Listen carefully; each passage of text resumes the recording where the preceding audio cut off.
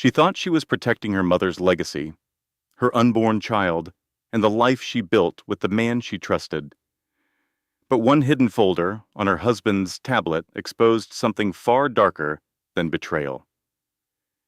Behind the polished penthouse, the perfect marriage, and the promises of security was a secret plan to steal her inheritance, break her spirit, and erase her future. What she uncovered that night changed everything forever. At a chic restaurant, sitting with my husband Julian and my stepbrother, a wave of anxiety hit me. As they settled the bill, our baby kicked. A tiny, urgent protest.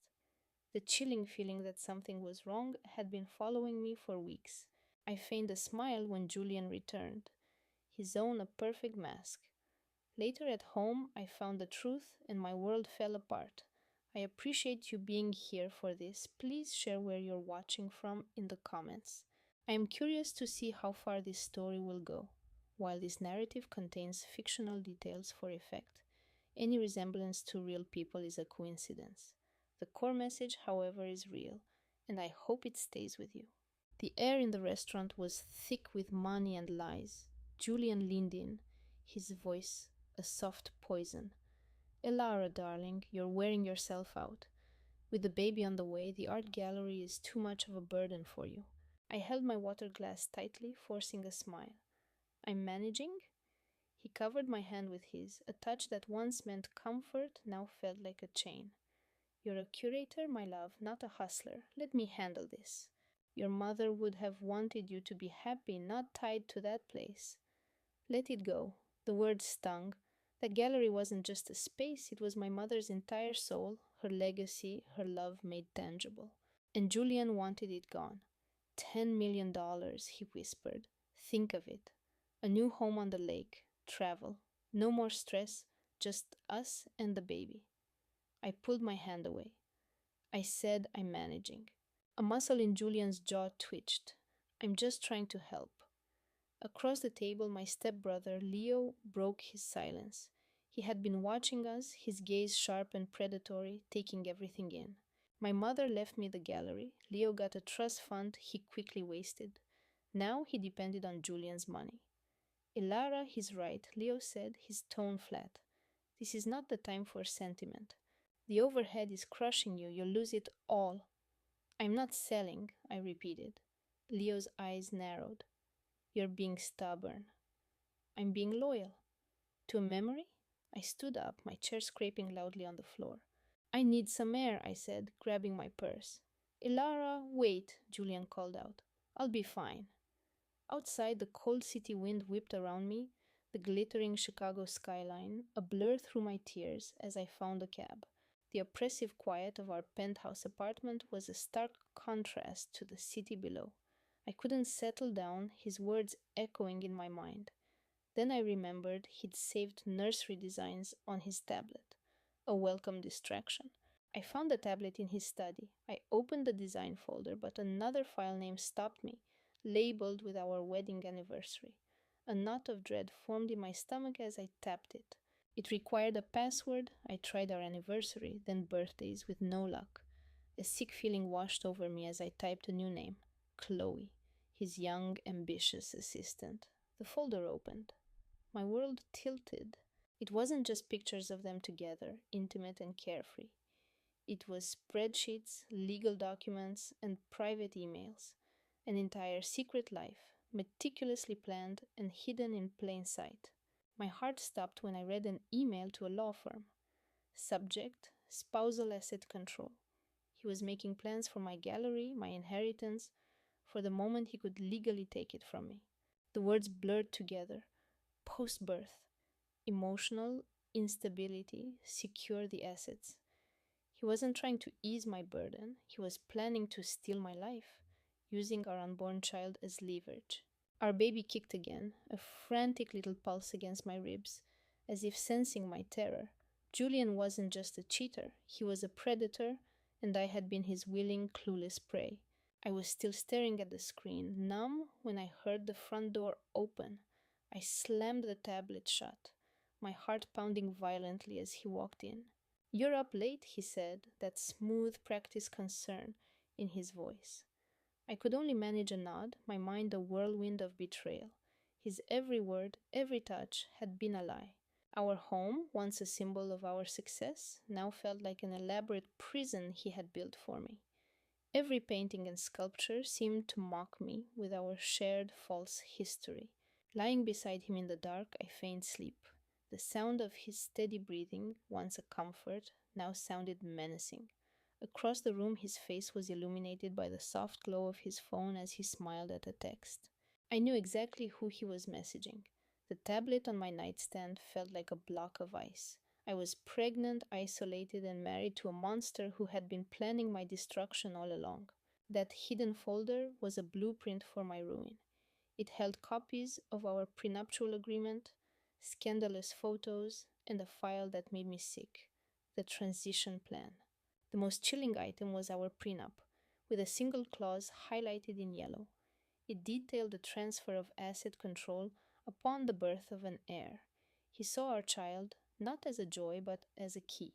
He had legal opinions on how to use postpartum depression to have me declared unfit, giving him full custody of our child and consequently control of my entire inheritance.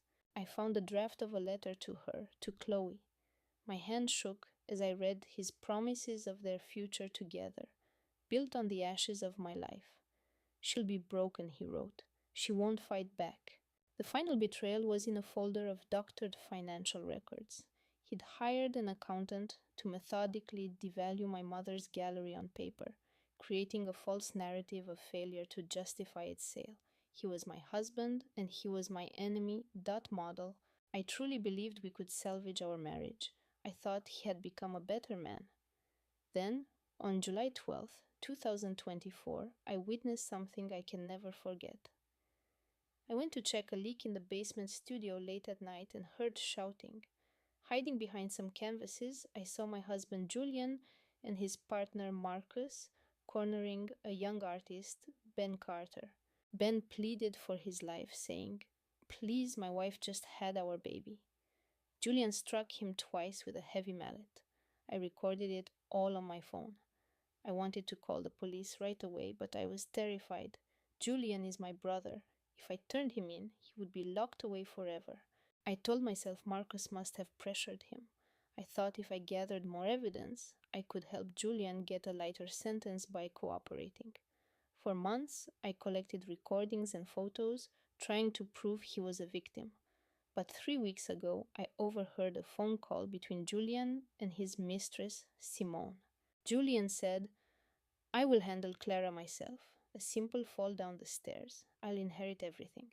The 8.5 million from her trust, 3 million from the insurance. Enough to pay off Marcus and start over with you." He wasn't a victim. He was a willing killer. That's when I knew I couldn't save my brother, but I could still save you. I failed as a sister. I will not fail as a person. Ben Carter has a son who will grow up without a father because of my brother. I refuse to let another innocent person die. Contact Detective Harding. His number is 508-555-0199. Give him the chest of evidence. Testify, survive. I am so sorry I couldn't protect you. Eleanor? I reread the letter 3 times before the horror sank in. Eleanor was Julian's sister. Julian had killed someone, an artist named Ben Carter, who had a wife and a baby, and now Julian was planning to kill me. My stomach churned. I stumbled back from the table and rushed to the sink, gripping the porcelain until my knuckles were white. I didn't get sick, but it was a near thing. Once I could breathe again, I went back to the table and stared at the antique chest. Eleanor's note had mentioned a key. I found it, unlocked the box, and sat down with my laptop, which was still on the counter. I clicked to see the contents: 47 audio recordings, 89 photographs, and 12 videos. My hand hovered over the trackpad. Part of me wanted to slam the computer shut and pretend I'd never seen any of it, but I couldn't. I played the first video. The timestamp read September 17th, 2024, just 1 month ago. The screen showed a grainy video, likely from a hidden camera. Julian stood in a storage area talking with Marcus. Their voices were low but clear. Marcus said. Sakalov called. The client confirmed. 200 million. The deal is Thursday, October 19th, at Oakland Port, Pier 47. Julian replied, Good, but we have an issue. Clara is asking questions. She saw the new equipment last week. If she starts digging, Marcus finished his thought. Then we deal with it the way we dealt with Ben. Julian's voice was cold. A car accident, Highway 29, mile marker 52, a tamper with the brakes Wednesday night. Should be gone by Friday. The video stopped. I sat frozen, hands locked on the laptop as my vision blurred. I couldn't feel my limbs. Julian was going to murder me.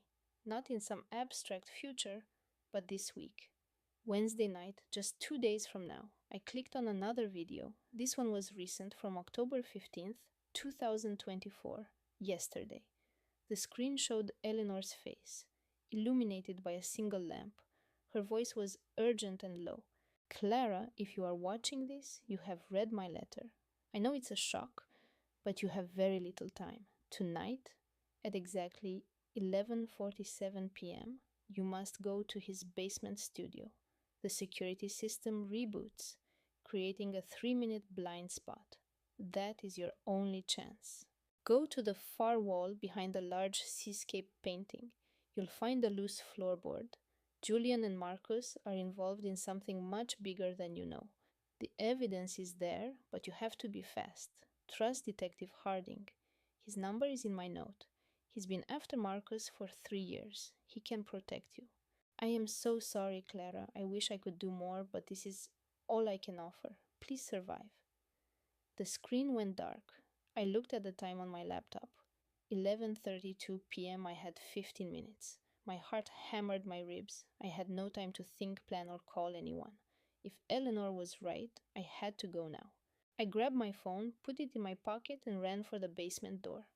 11:47 p.m. I had 3 minutes to find that floorboard before the alarm reset. The basement was colder than I expected, the air smelling of damp earth and turpentine. I went down the steep steps, my hand on the railing, my phone's light cutting the darkness. The light bulb above was faint, casting long shadows from the shelves and canvases. My husband had loved this studio. He spent countless hours here, talking about pigments and textures as if they were the most vital things in the world. Now, standing in the space he created, I felt like an intruder in a tomb. I had to focus, seascape loose floorboard. The studio was large, 30 feet long, lined with his work. I moved quickly, my light scanning the canvases. My breath came in quick puffs, fogging the cold air. 11:48. My heart pounded. 2 minutes were left. Portraits, landscapes, abstracts, and then the seascape. I stopped, my flashlight beam sweeping across the dark, stormy ocean on the canvas. 1 minute remained. 11:49. My hands shook as I knelt, searching the floorboards in front of it. The wood was dark and old. Eleanor's instructions echoed in my mind. Pry it up. I grabbed a palette knife from a nearby table, wedged the tip into a seam, and pushed. The board resisted, then lifted with a soft groan. It wasn't the sound of wood on wood, but something deeper, hollow. The groan grew louder, followed by a faint scraping sound. I pulled the board free. A dark, hollow space was revealed beneath, and I jumped back, my heart pounding in my throat. For a second, nothing happened. Then, a section of the concrete floor began to shift.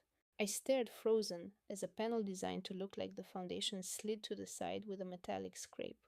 Dust and debris fell as a hidden doorway revealed a narrow passage beyond, consumed by darkness. Cold air rushed out, carrying the sharp scent of chemicals that burned my nose. I pulled out my phone, switched on the flashlight, and pointed the beam into the blackness. The passage was tight, maybe 3 feet across, with rough-hewn stone walls that looked ancient. Prohibition era, I guessed. This part of Boston was full of old bootlegging tunnels, secret routes for smuggling alcohol. But why would Julian need a secret tunnel? I stepped closer. My instinct screamed for me to run back upstairs and call for help. But Eleanor's voice was in my head. You have 3 minutes. I glanced at my phone. 11:50. The alarm system was back on. A faint mechanical whir sounded from the main room as the security system reactivated. But I was already in the tunnel, past the camera's view.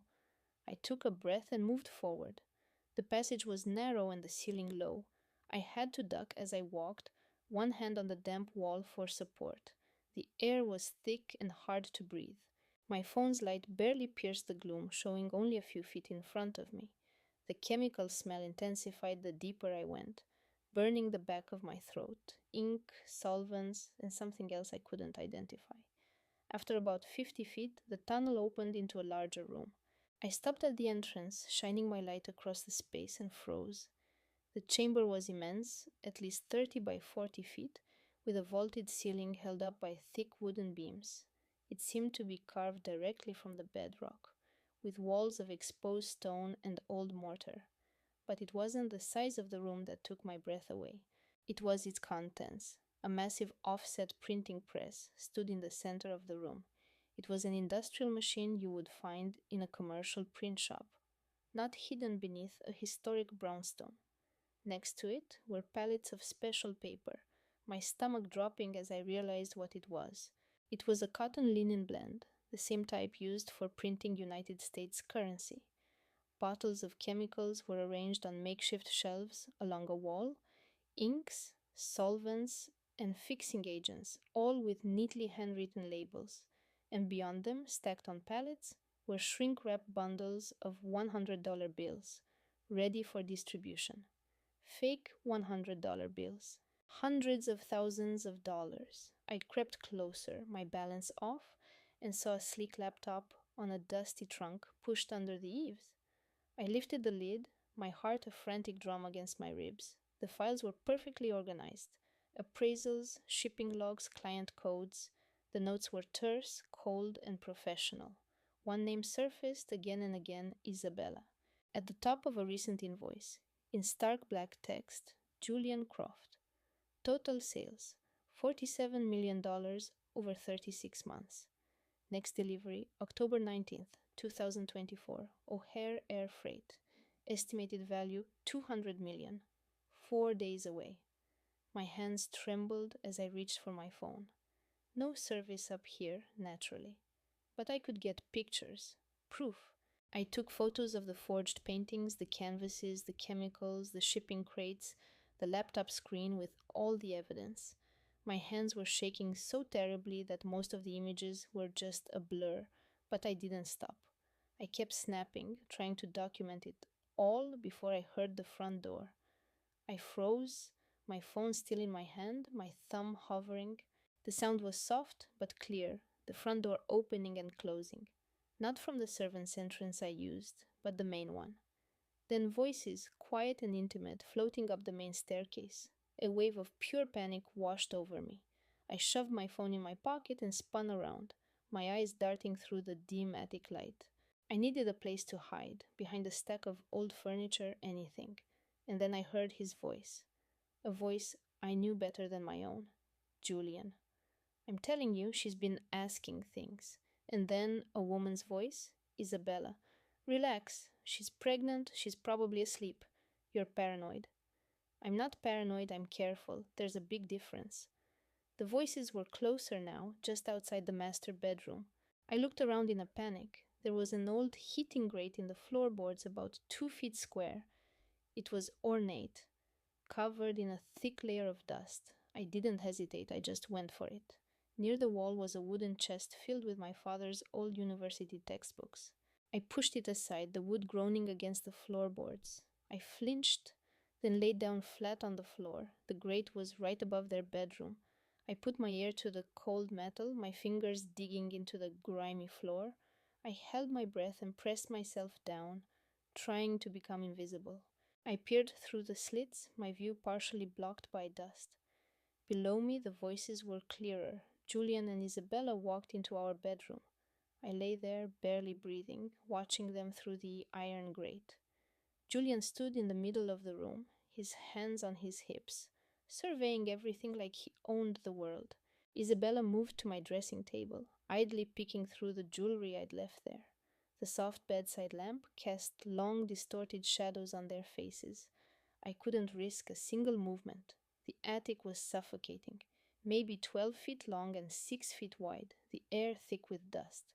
My phone felt like a block of ice in my pocket, the photos a heavy weight against my leg. If they heard a creak, if they thought to check the attic, but they didn't. Everything's on track, Isabella said, dropping a pearl earring back into its box. Her voice was smug.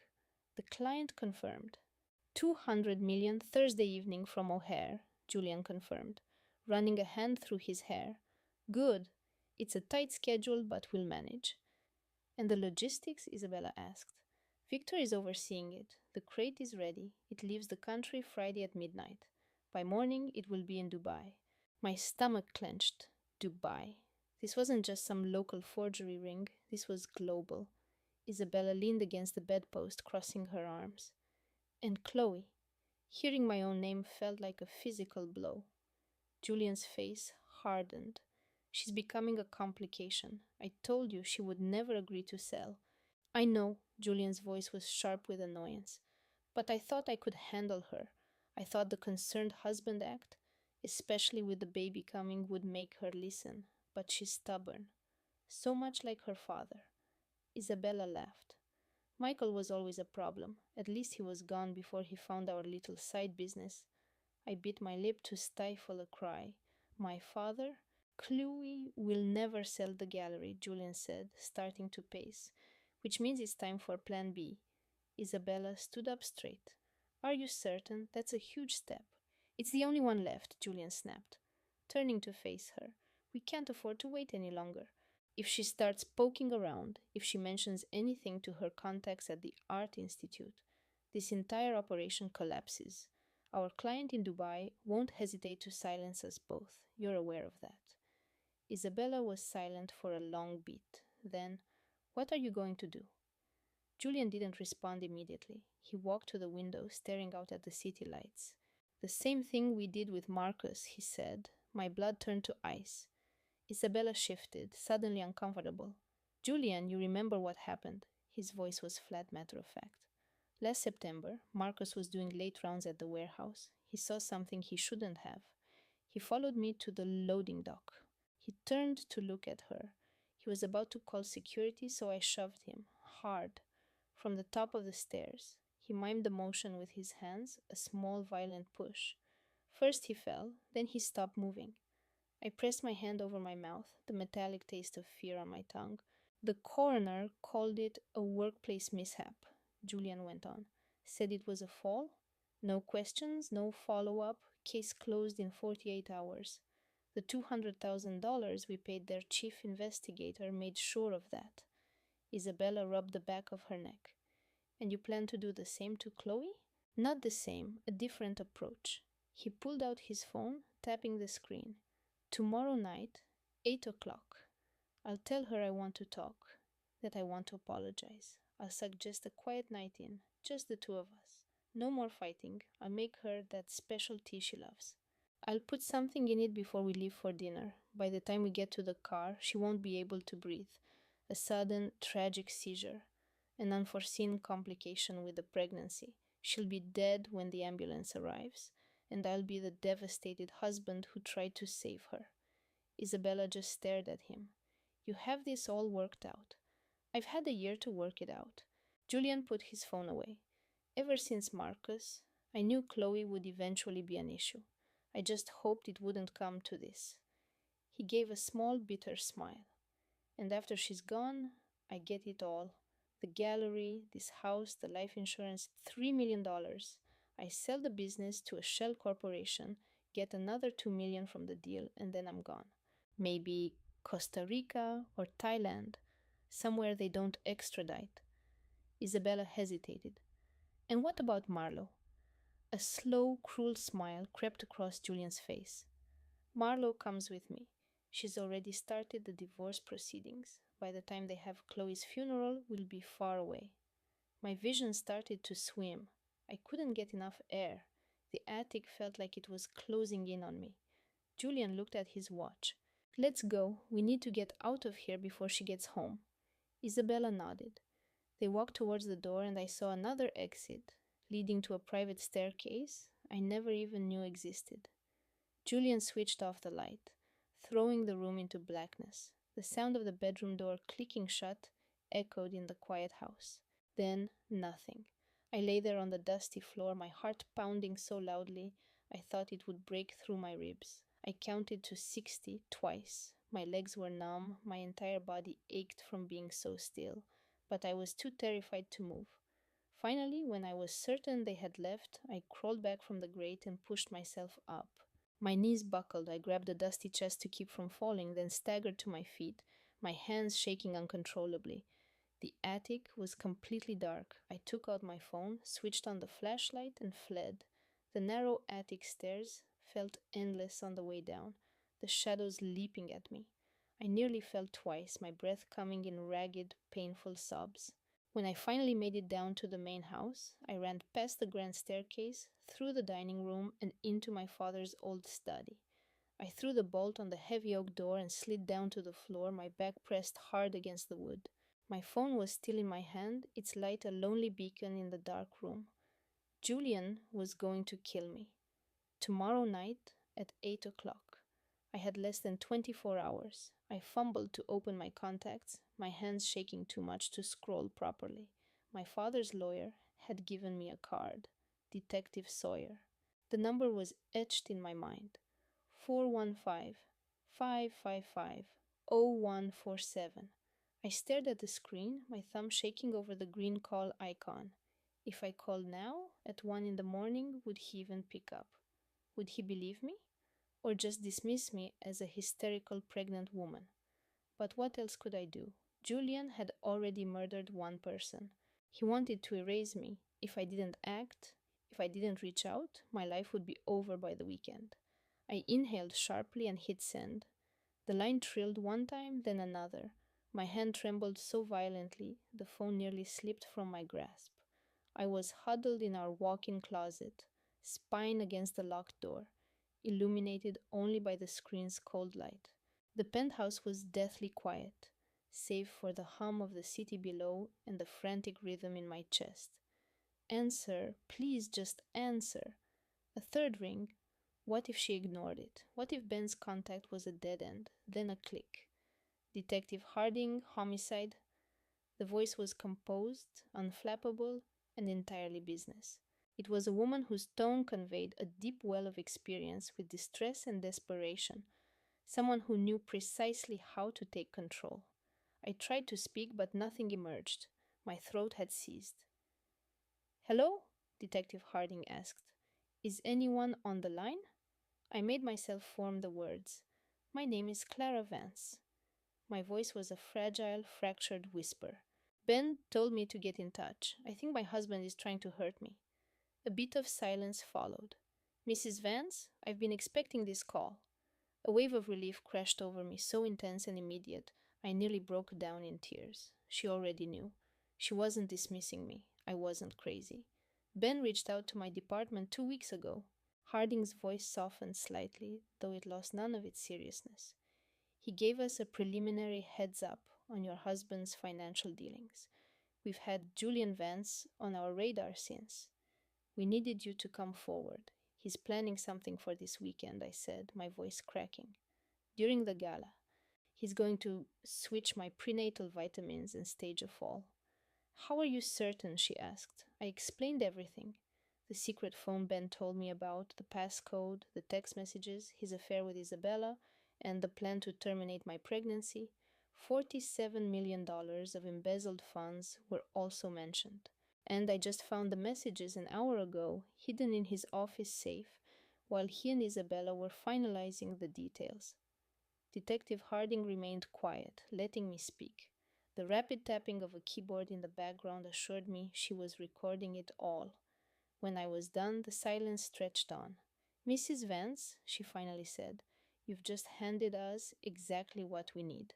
The second phone you mentioned, is it with you? Yes, I have it right here. And I took pictures of the messages on my own phone, just in case. Excellent. Do not erase them. Don't do anything with the other phone. We need it as is. We need you to come in. I repeated her words. Tomorrow morning, 9 a.m.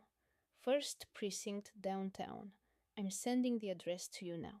Bring Julian's phone and your own. I nodded silently. Okay. Clara listened to me very carefully. Her tone sharpened, the urgency breaking through her professional calm. You cannot tell a single soul about our conversation. Not Julian, not your family, absolutely no one. If Julian gets a hint of this, he'll accelerate his plan. He won't wait for the weekend. My stomach churned with acid. What should I do? Behave as you normally would. Go to sleep. Get up when you always do. If he speaks to you, be cool and detached, just like you have been since you started feeling unwell with the pregnancy. Give him no cause for suspicion. But what if I couldn't form the thought? We'll have a surveillance team outside your building at 6 a.m., Harding said. They'll be in plain clothes, looking like they belong. You won't spot them, but they'll be there. If he makes any move before you leave for the station, they will step in. I clung to her words. I desperately wanted to feel secure, but my mind kept replaying those texts about my prenatal vitamins, discussed as casually as choosing a restaurant for dinner. What happens when I get to the precinct? I asked. We'll take your formal statement, analyze the phone, and then we'll issue warrants for Julian and Isabella. Your testimony is essential to start. Without it, his lawyers could claim the phone was stolen or the messages were faked. You are the crucial piece, Clara. You make the whole case solid. The gravity of her words crushed me. The key witness. My words would put my husband, the father of my child, away for a very long time. My husband, who was conspiring with his mistress to harm our baby and me. I'll be there, I managed. Good. I'll see you at 9. Harding paused. Clara, I realize how frightening this is, but calling us was the right move. You will get through this. I swear it. I needed to believe her. I truly did. Thank you, I breathed. Try to get some sleep. We'll speak in the morning. The call ended. For several long minutes, I sat with the silent phone against my ear. Then I placed it on the plush carpet and hugged my knees. Harding said, to act normal, to go to sleep. But how could I rest knowing Julian was in this penthouse, perhaps already in our bed, plotting against me? I willed myself to my feet. My limbs were unsteady, my body vibrating with fear and fatigue. I slipped under the covers in my clothes, drawing the duvet to my chin. The room was cool, but a chill ran through me. The only light was the clock's dim red glow, 1:47 a.m. I watched the ceiling, every creak of the building a potential danger. The elevator's distant ding, the hum of the air conditioning, a siren far below on the street. Was that Julian? Was he home? Did he know I'd been in his office? Did he suspect I'd called the police? I shut my eyes tightly, focusing on my breathing. 6 a.m. Harding's team would be there at 6. That was just over 4 hours from now. I only had to make it 4 more hours. I must have dozed off because suddenly I was jolted awake, my pulse hammering. The clock now showed 3:02 a.m. A noise nearby had startled me. I stayed completely motionless, straining to hear. It came again, a key turning in the apartment door. As silently as possible, I got out of bed and crept toward the bedroom door, which was slightly ajar. I peered through the thin crack into the darkened hall. Julian was home. He moved quietly down the hall toward our master's suite. I scurried back to bed, pulling the covers up and feigning deep sleep. My breath hitched. He wasn't supposed to be back until morning. He entered the room, his form a shadow against the city lights. He stood there for what felt like an eternity. 30 seconds, a full minute. My hand clutched the sheets until my knuckles were white. He moved not toward the bed, but to the adjoining master bathroom. I heard the quiet click of the medicine cabinet opening. I squeezed my eyes shut. He was switching the vitamins. Now, I felt the mattress dip as he got into bed beside me. The man planning my downfall was inches away, and I had no idea he was coming home early.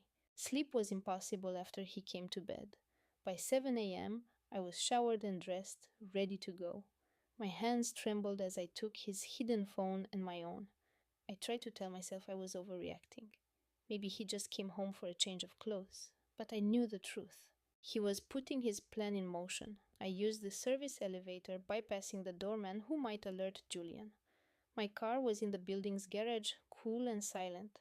I slid inside, engaged the locks, and drove out into the awakening city. The drive to the precinct was supposed to be 20 minutes, but it felt like an instant. My eyes kept darting to the rearview mirror. Each car seemed menacing, but I wasn't followed. When I pulled into the public garage near the downtown precinct, my knuckles were white from gripping the wheel. The station was a modern block of stone and glass, with a city seal mounted near the doors. I passed through the automatic doors to the front desk, where a uniformed officer took my name and made a quick call. Mrs. Vance? Someone will be right down. I stood in the bland waiting area, my heart racing, until a lift opened and a woman emerged. Detective Harding looked just as I pictured, mid to late 40s, with cropped practical hair and perceptive eyes that missed nothing. She had on a simple pantsuit, her detective's shield fastened to her belt. Mrs. Vance, she said, offering her hand. Her handshake was solid and reassuring. I appreciate you coming in. I could only nod. Harding guided me to an elevator and up to the fourth floor, down a corridor of anonymous doors to an interview room at the far end. A man was waiting inside at a plain table, his laptop already open. This is Officer Miles, Harding explained, shutting the door. He's our digital forensics expert. Miles glanced up, giving a brief nod. He seemed about 40, with dark silver streaked hair and thin glasses. Mrs. Vance, he acknowledged. I'm sorry you're going through this. I didn't know how to respond to that. I hadn't processed anything yet. But I nodded and took a seat. Harding sat opposite me, lacing her fingers together on the table. I know this is a lot to take in, but please walk me through it all. Start with Ben's warning. And so I began. I recounted how Ben had warned me about Julian, about the office safe, and the hidden phone. I described the sickening messages between him and Isabella, their affair, the discussions of my pregnancy as an inconvenience. I told them about the plan to switch my vitamins and make my accidental fall look convincing. And I told them about hearing my husband in our bathroom last night, putting that horrific plan into action. Maya and I stared at the screen. This is it, Maya said quietly, taking my phone from my shaking hand and zooming in on the image. This is the confirmation you needed. The boutique's name was clearly visible. A new photo popped up. Maya scrolled through the pictures, her face becoming a mask of stone. 7 pictures, 3 short clips, 1 itemized receipt. She glanced up at me. This is enough to prove he's lying, Eleanor. About Chicago, the money, all of it. I leaned closer.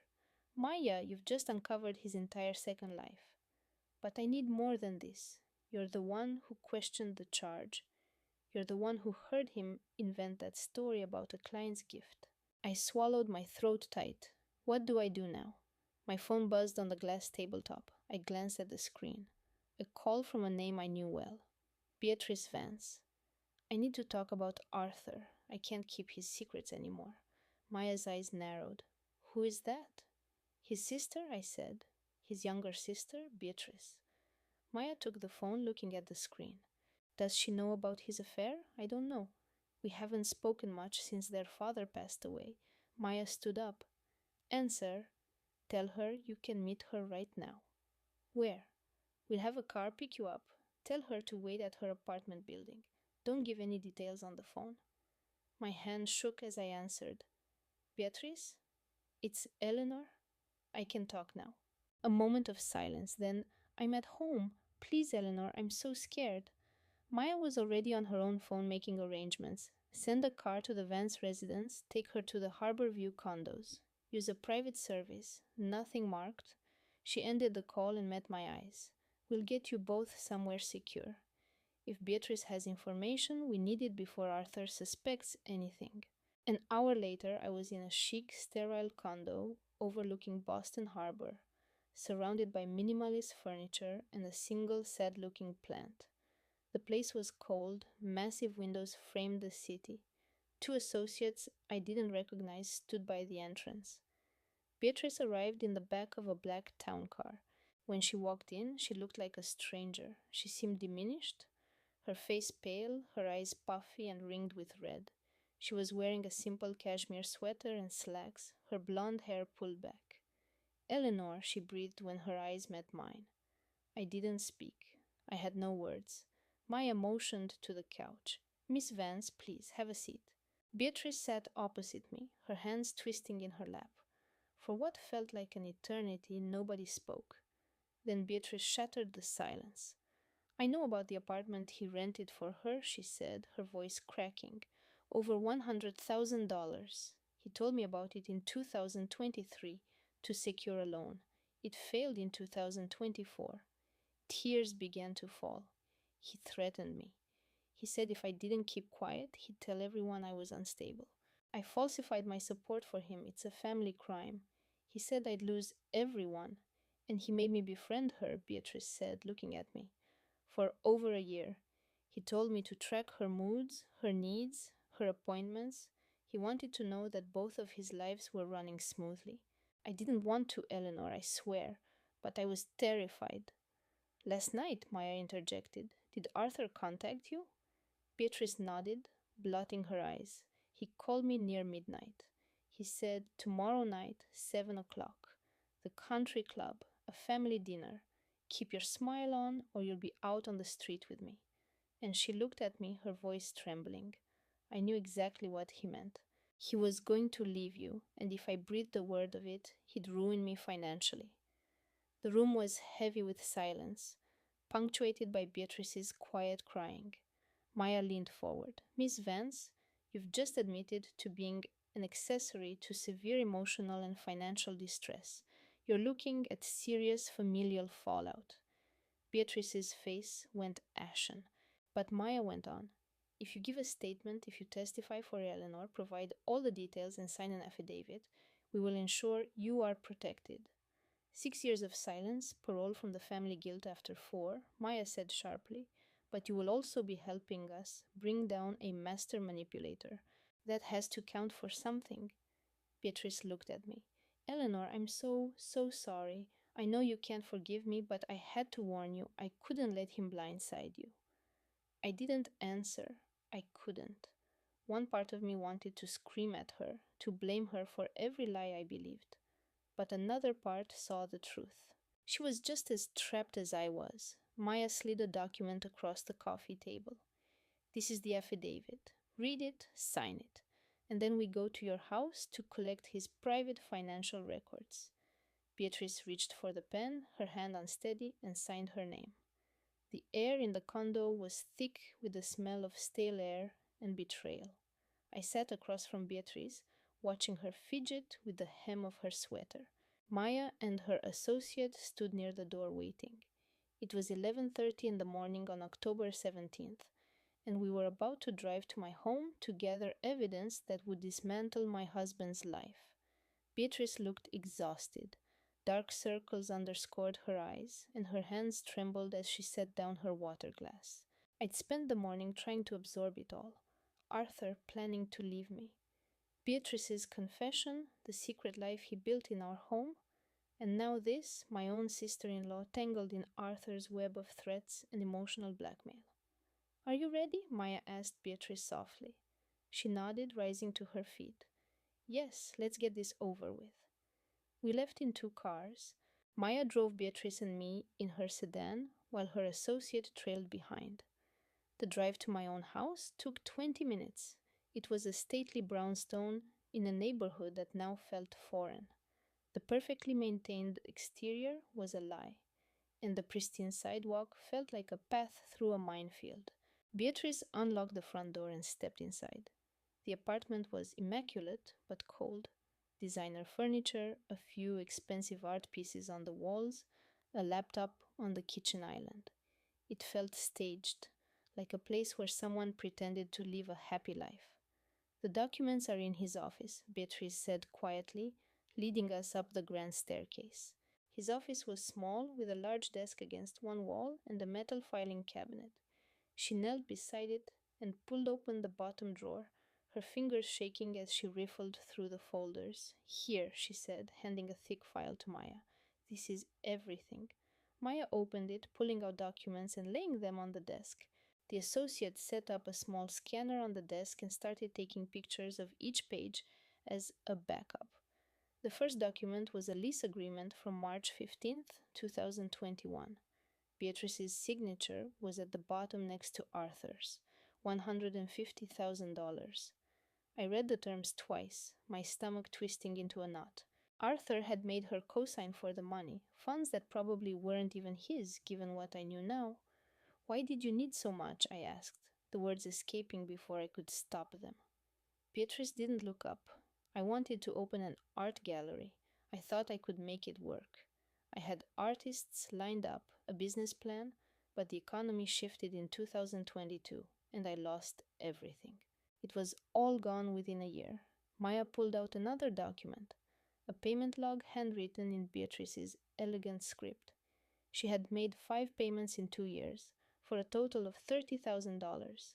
The outstanding balance was $120,000. That's a huge amount to still owe, the associate noted, scanning the page.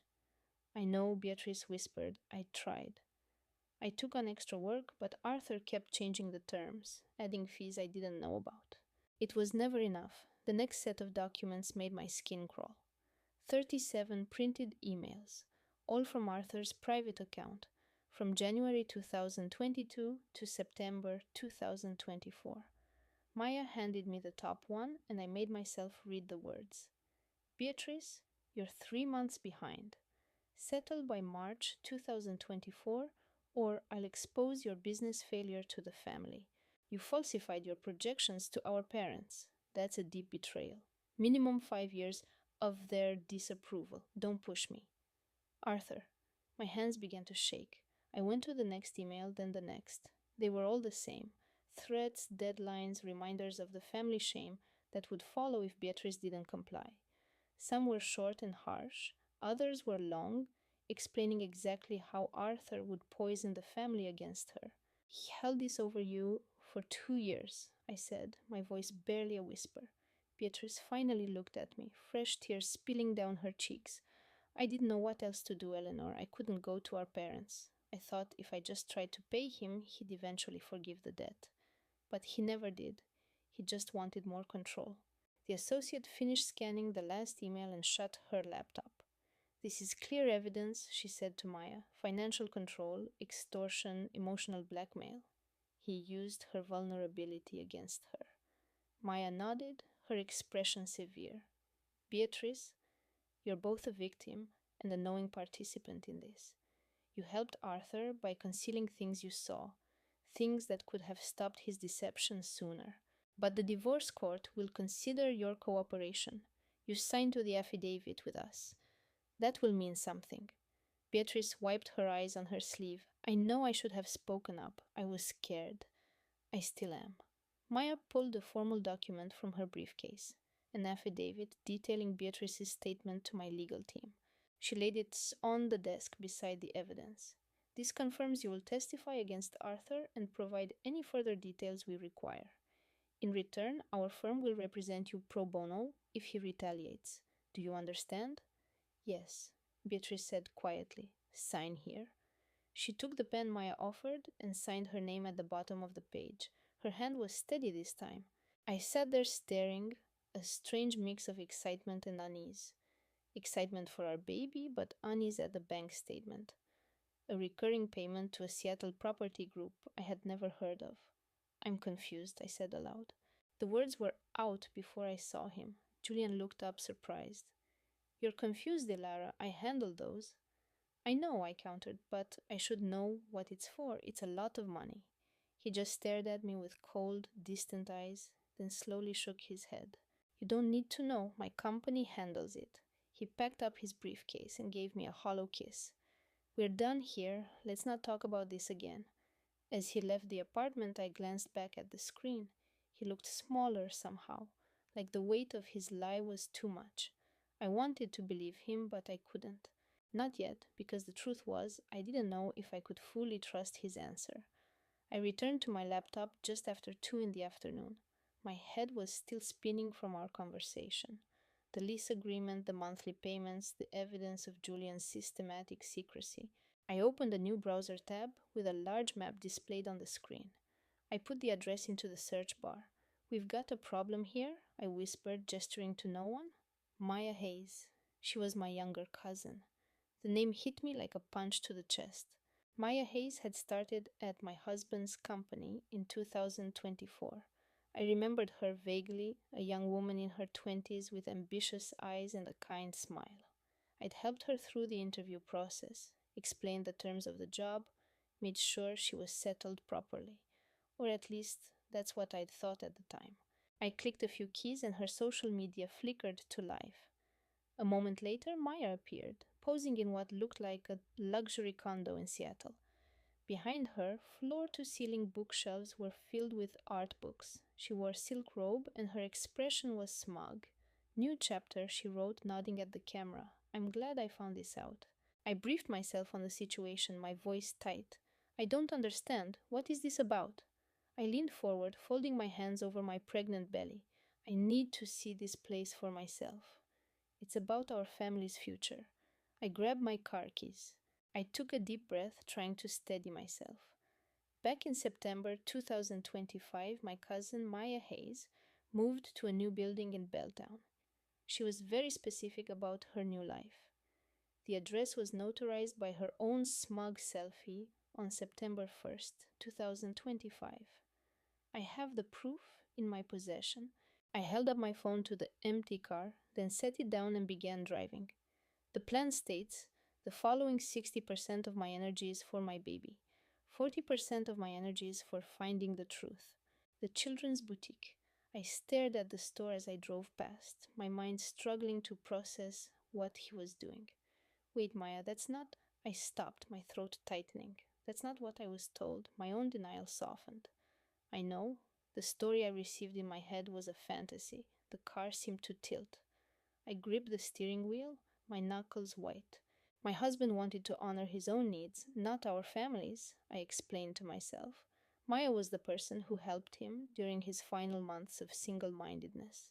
He wanted to give back to himself. It was his way of keeping his ego alive. Tears stung my eyes. I remembered Maya, warm, patient, always smiling, even when she was plotting.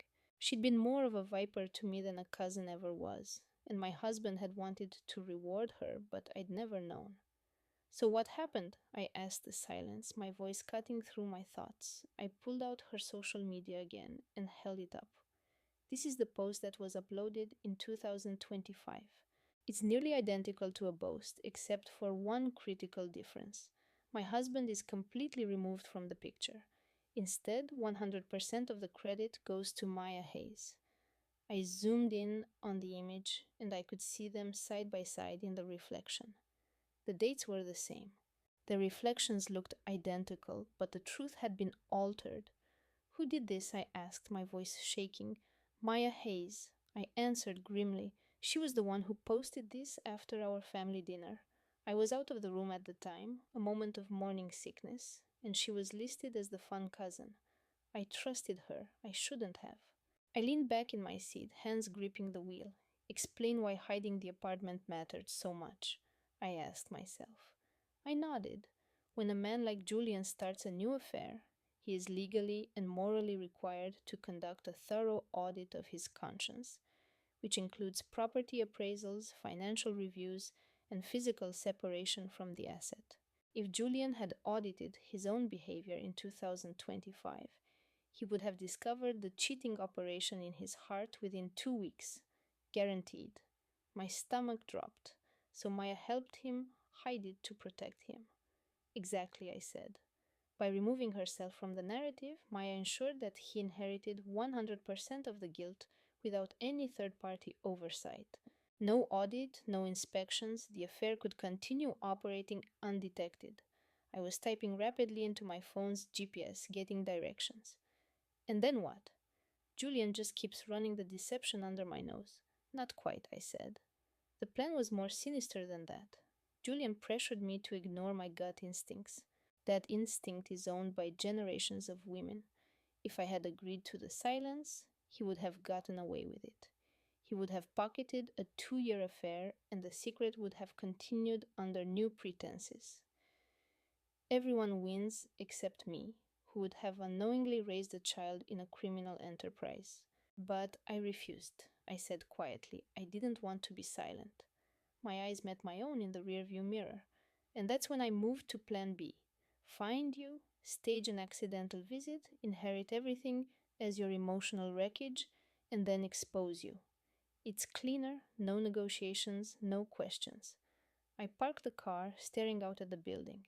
So the secret lease wasn't just about hiding his affair, it was about making sure I had no control so Julian could either manipulate me into ignoring it or eliminate my trust and take my silence himself. Correct, I said.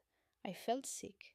Everything I'd believed about my marriage, about my husband's wishes, had been a lie. Maya Hayes had stolen from my family. She'd stolen from my baby's future, and she'd done it all to protect Julian and his secret empire. What happens now? I asked, my voice barely audible. I turned back to the building. I filed for divorce. My legal team will audit everything. That's how we officially expose the affair and prove that Julian financed the whole thing. It's ironclad evidence. I nodded. I'll send the PDF of the bank statement along with the notarized certification from Maya's Instagram. I've already contacted my family's lawyer. They're ready to move forward. Thank you, I said, though the words felt hollow. My expression hardened again. My mother loved you, Maya. She wanted to make sure you were taken care of. I'm sorry this happened. I should have been there. The phone screen went dark as I put it away. I sat there in silence, staring at the blank windshield. I placed a hand on my belly. We're going to make this right, I said quietly. I nodded to myself, but I couldn't move. All I could think about was my husband sitting in that apartment 4 years from now, carefully planning how to honor his next mistress, and how my husband, the man I trusted, had destroyed it all. I opened the car door. I just got a key from his desk drawer. I'm ready to exhume this secret tomorrow morning. He had pleaded. Don't! Let's move. I stood slowly, my legs unsteady. Everything was unraveling, and I didn't know if I'd ever be able to put it back together. The Seattle apartment lobby smelled like disinfectant and something floral I didn't want to think about. I arrived at 4 in the afternoon, and the concierge, a young woman named Chloe, met me in the hallway, a tall woman with gray streaks in her dark hair and eyes that had seen too much. Miss Vance, she said, nodding her head, the key fob's active. Follow me. We walked through a maze of corridors until we reached the examination room. Inside, under harsh track lighting, lay the skeletal remains of their affair on a steel table. I'd never met this version of my husband, but I knew he had a wife and a daughter on the way. He had taken everything from them. I pulled on my courage and pointed to the counter. They died to me on September 23rd, 2025. He classified it as a business expense, a trip for work. He was wrong. I indicated 2 deep fractures in my heart. These injuries were caused by a heavy blunt betrayal, probably a conspiracy. Notice the angle. Both strikes came from my family and from behind. If he had just left me, the fractures would be on the front or side of my life, and the pattern would be completely different. Dr. Sharma was precise, 2 distinct impact points, and absolutely no defensive marks on his hands.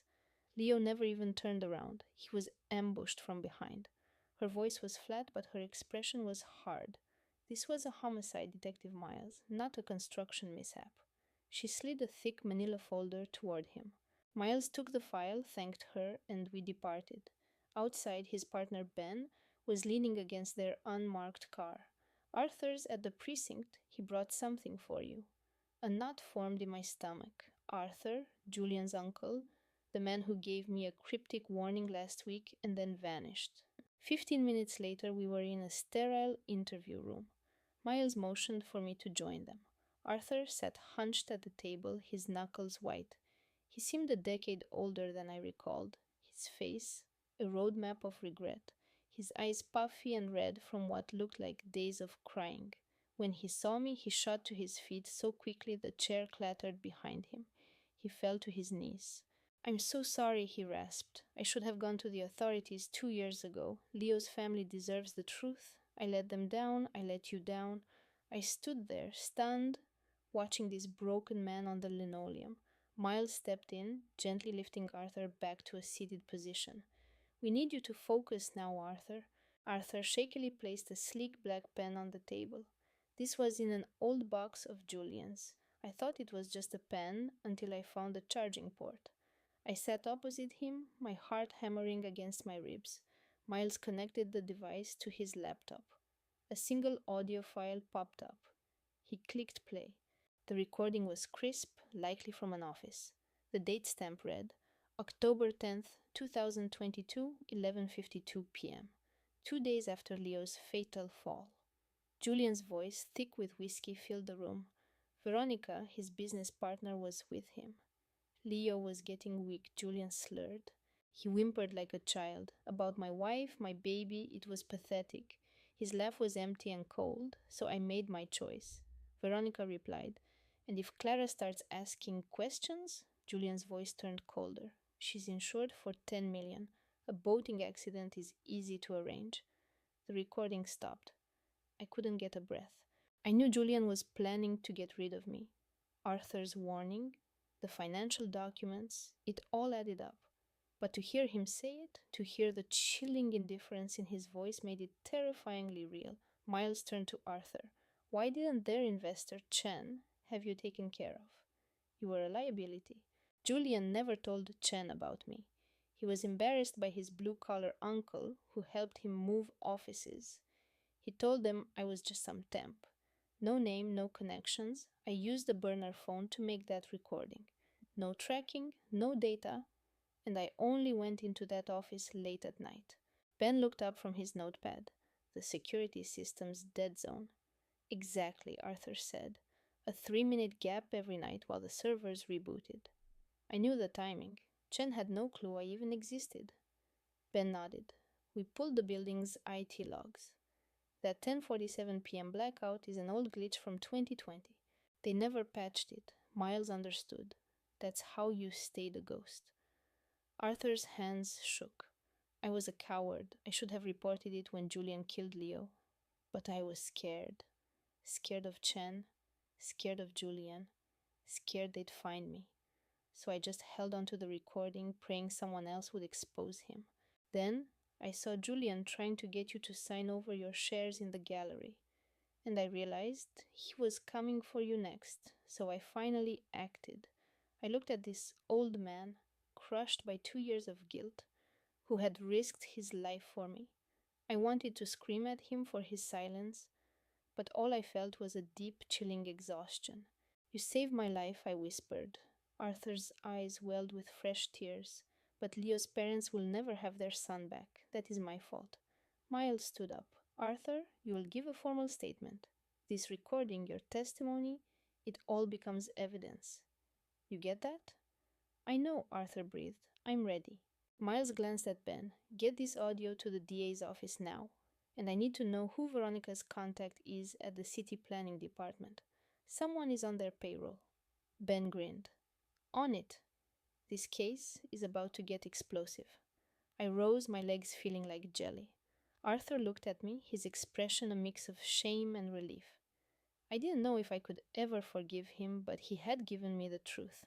The unmarked van reeked of stale coffee and takeout. I was squeezed between Miles and Ben in the dark, watching a bank of monitors with grainy surveillance feeds.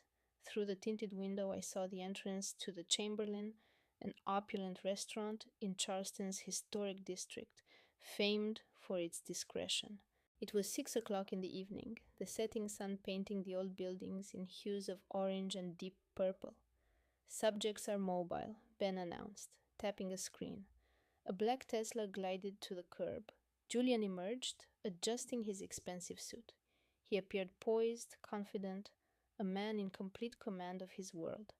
My heart seized. That was my husband, the man I had loved for 3 years, the man who was plotting my murder. A second car is arriving, an officer said from the driver's seat. A silver Porsche pulled up. A woman got out, tall in her late 30s, with blonde hair in a severe chignon. She was wearing a sharp tailored dress. Veronica Hayes.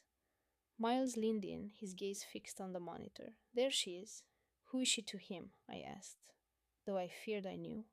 More than his partner, Miles said darkly. Watch this. On the screen, Julian greeted Veronica. He didn't offer a handshake. He placed a hand on the small of her back, guiding her toward the restaurant entrance. The gesture was possessive, intimate, not one for a mere colleague. Nausea rolled through me. Table 15, Ben said, looking at his tablet. Booked under her mother's maiden name, paid with a burner card. They've been coming here every Tuesday for the last year. Miles keyed his radio. Alpha team, you have the green light. Place the bug and extract. We need a clean audio capture. Roger that, a voice crackled in response. On one monitor, I saw two officers dressed as waiters enter the dining room. They moved with practiced speed, one creating a distraction while the other affixed a tiny listening device beneath their reserved table. A minute later, they were gone. Ben tweaked the audio receiver, and the van filled with the faint clink of silverware. Then Julian's voice cut through, sharp and clear. We have to be cautious, he said. Clara is asking things. She has Arthur's recordings. The police are now looking into Leo's death. Veronica's voice was like ice. Arthur is nothing. He's a drunk with no standing, and Leo's file was closed 2 years ago. Inspector Callahan ensured that. Your father, Julian said with a humorless chuckle. How very useful. Callahan did what he was paid for, Veronica retorted. He ruled Leo's death an accident at the worksite. No follow-up, no loose ends. He served his purpose. I felt dizzy. Inspector Callahan, Veronica's own father, had buried the investigation into Leo's murder. He accepted a bribe to falsify a police report, and his daughter was sleeping with the man who committed the crime. There was a pause, then the sound of a cork popping. Champagne, probably. I pictured them in that opulent restaurant, toasting to my demise. After Friday night, Clara will be gone, Veronica stated. A tragic car accident on the causeway, just as we discussed. You'll have full control of the firm. We sell it to Chen's group for 50 million. I file for divorce. We can finally be together. Julian laughed. Chen gets his 30% first, then we're gone. Belize, just like we planned. New names, a new beginning. And what about Liam and Chloe? Veronica asked. A heavy silence followed. Then Julian spoke, his voice low and menacing. Loose ends, if they ever talk, we frame them for Leo's murder. I have their signatures on the doctored safety reports. Chen's people made sure they were perfect forgeries. I grabbed the console, my knuckles white. Liam and Chloe. He was willing to sacrifice his own cousins to protect himself. He had trapped Chloe with her gambling debts, lured Liam with promises of a partnership, and now he was prepared to send them to prison for his crime. Miles's jaw was set like stone. He's going to pin it on his family. Ben just shook his head slowly. This man is a genuine sociopath. Through the audio feed, I heard the soft rustle of clothing, a chair scraping back. I shut my eyes, trying to block out the image of what was happening. I love you, Veronica murmured. I love you too, Julian replied. After Friday, it's only us. No more Clara, no more Inspector Callahan, no more complications. Miles cut the audio feed. The silence in the van was deafening, broken only by the electronic hum. He looked over at me, his expression softening slightly. Are you all right? He asked. I couldn't form words. I wasn't all right. I knew he wanted me dead. But hearing him discuss it so calmly, planning his future with her, as if my life was a mere obstacle, it fractured my soul. Veronica isn't just an accomplice, Miles stated. She's a mastermind. She falsified the corporate documents. She helped Julian plan the murder, and she used her own father to cover their tracks. This entire thing is a conspiracy. Ben pulled up a record on his screen. Inspector David Callahan, 40 years with the Charleston Police Department. A celebrated architect, an impeccable reputation. How much did Julian pay her? I whispered. Leo scrolled through the folder. I found a hidden account ledger. Julian transferred $50,000 to Chloe 2 days after the project was secured, payment for her part in it. My heart hammered against my ribs. We have to see what else is on this drive. If Chloe has been helping him manipulate his way to the top, we need to know everything. Do you think she knows about the baby? I asked. Leo shook his head. Probably not. Julian is clever. He's been playing everyone, using his wife's pregnancy as a shield while sleeping with his associate behind my back. When this surfaces, his career is over. His marriage is over. All of it. Leo closed the laptop. Step 1. We find out exactly what they did, uncover how deep her involvement goes, and what other secrets he has been keeping from me. I picked up my phone to check his location. He was still at the firm. I told Leo, keep digging, find everything. I need to know when he lies and where he goes. I will, Leo replied. I stared at the pictures on the screen, a secret folder of their trips together. In a few hours, Julian would walk through our front door, smiling, confident, believing he was the master of his universe. But he wasn't. I had the proof. I had everything. And tomorrow his perfectly constructed world would shatter. What are you going to do? Leo asked. I leaned back, my eyes cold. Now we set a trap. Julian thinks he's coming home to his doting, pregnant wife tomorrow night. But I'm going to be waiting, and when he sits down for dinner, I'll have him. Leo smirked.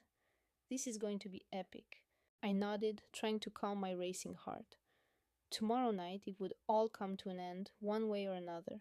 But first we had to understand the full scope of his betrayal with Chloe Summers.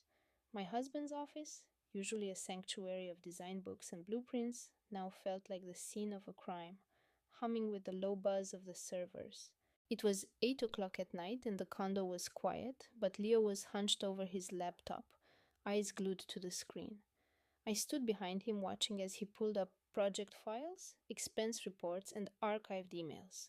Bingo, Leo muttered, tapping the screen. Julian Vance, let's see what you've been hiding. A project timeline appeared, lines of data and dates filling the monitor. Leo highlighted a section in red. A protected folder from a rival firm, he said. Downloaded in March 2023, the same week their lead designer was fired. The files contained the winning skyscraper design. Julian leaned closer in a photo with Chloe. That design is his masterpiece. Leo nodded. Exactly, and it's not just a theft. There are 18 separate cash withdrawals between 2023 and 2024. Small amounts, 5,000 here, 10,000 there, to avoid raising red flags on his corporate card, totaling $87,000. I stared at the screen, my stomach in knots. Julian had been paying someone off for 2 years. Every withdrawal was a bribe, a payment to keep his crime quiet, to keep him at the top. There's more, Leo said, opening another folder, a second set of expense reports for Panama from June 2024, totaling $120,000 for a client meeting that never happened. I crossed my arms. A client or a getaway? A getaway. Leo said the flights were booked for 2. Whoever planned this knew what they were doing, but I found the second ticket. It was booked under the name Chloe Summers, paid for by Julian's firm, Vantage Designs. I shook my head slowly. Julian isn't just a cheat. He's been using company money to fund his affair for years. Why would Julian risk it all? I asked. He's the most respected architect in Chicago. Why throw it all away for an affair? Leo pulled up another file. That's where it gets ugly. Let me show you something. A news article appeared on the screen. Headline: Rising architect fired for corporate espionage. Mark Renshaw, 29 years old, fired on August 14th, 2023 for trying to sell designs.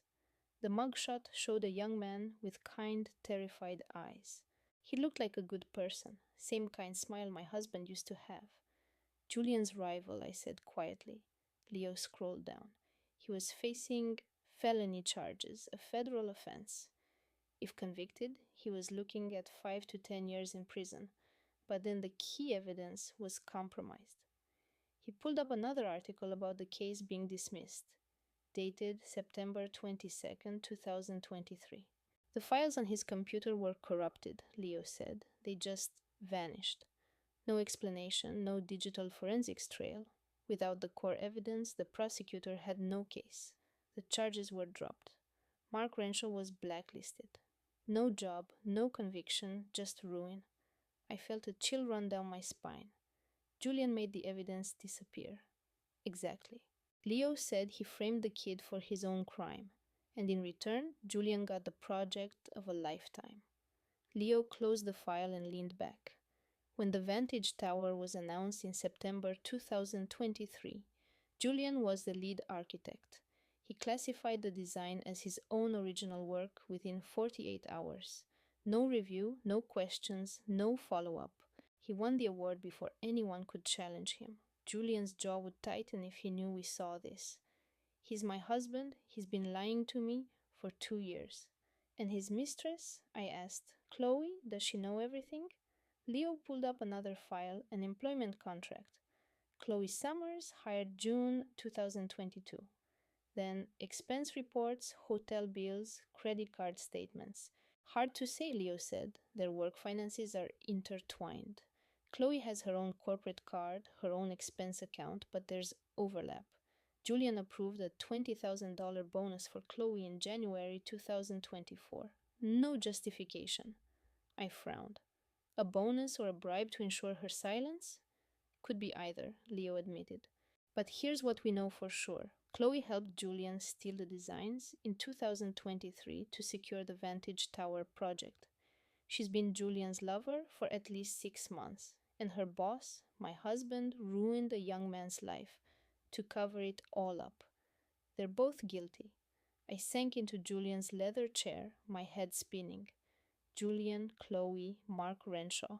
It was a web of lies and ambition, and every thread led back to my home. My husband's success, the life he'd built with his own 2 hands, was now revealed to be built on theft and deceit. What about Mark? I asked. The designer they framed, is he okay? Leo shook his head. No evidence of that. He's working as a draftsman in a small town now. Wrecked career since 23.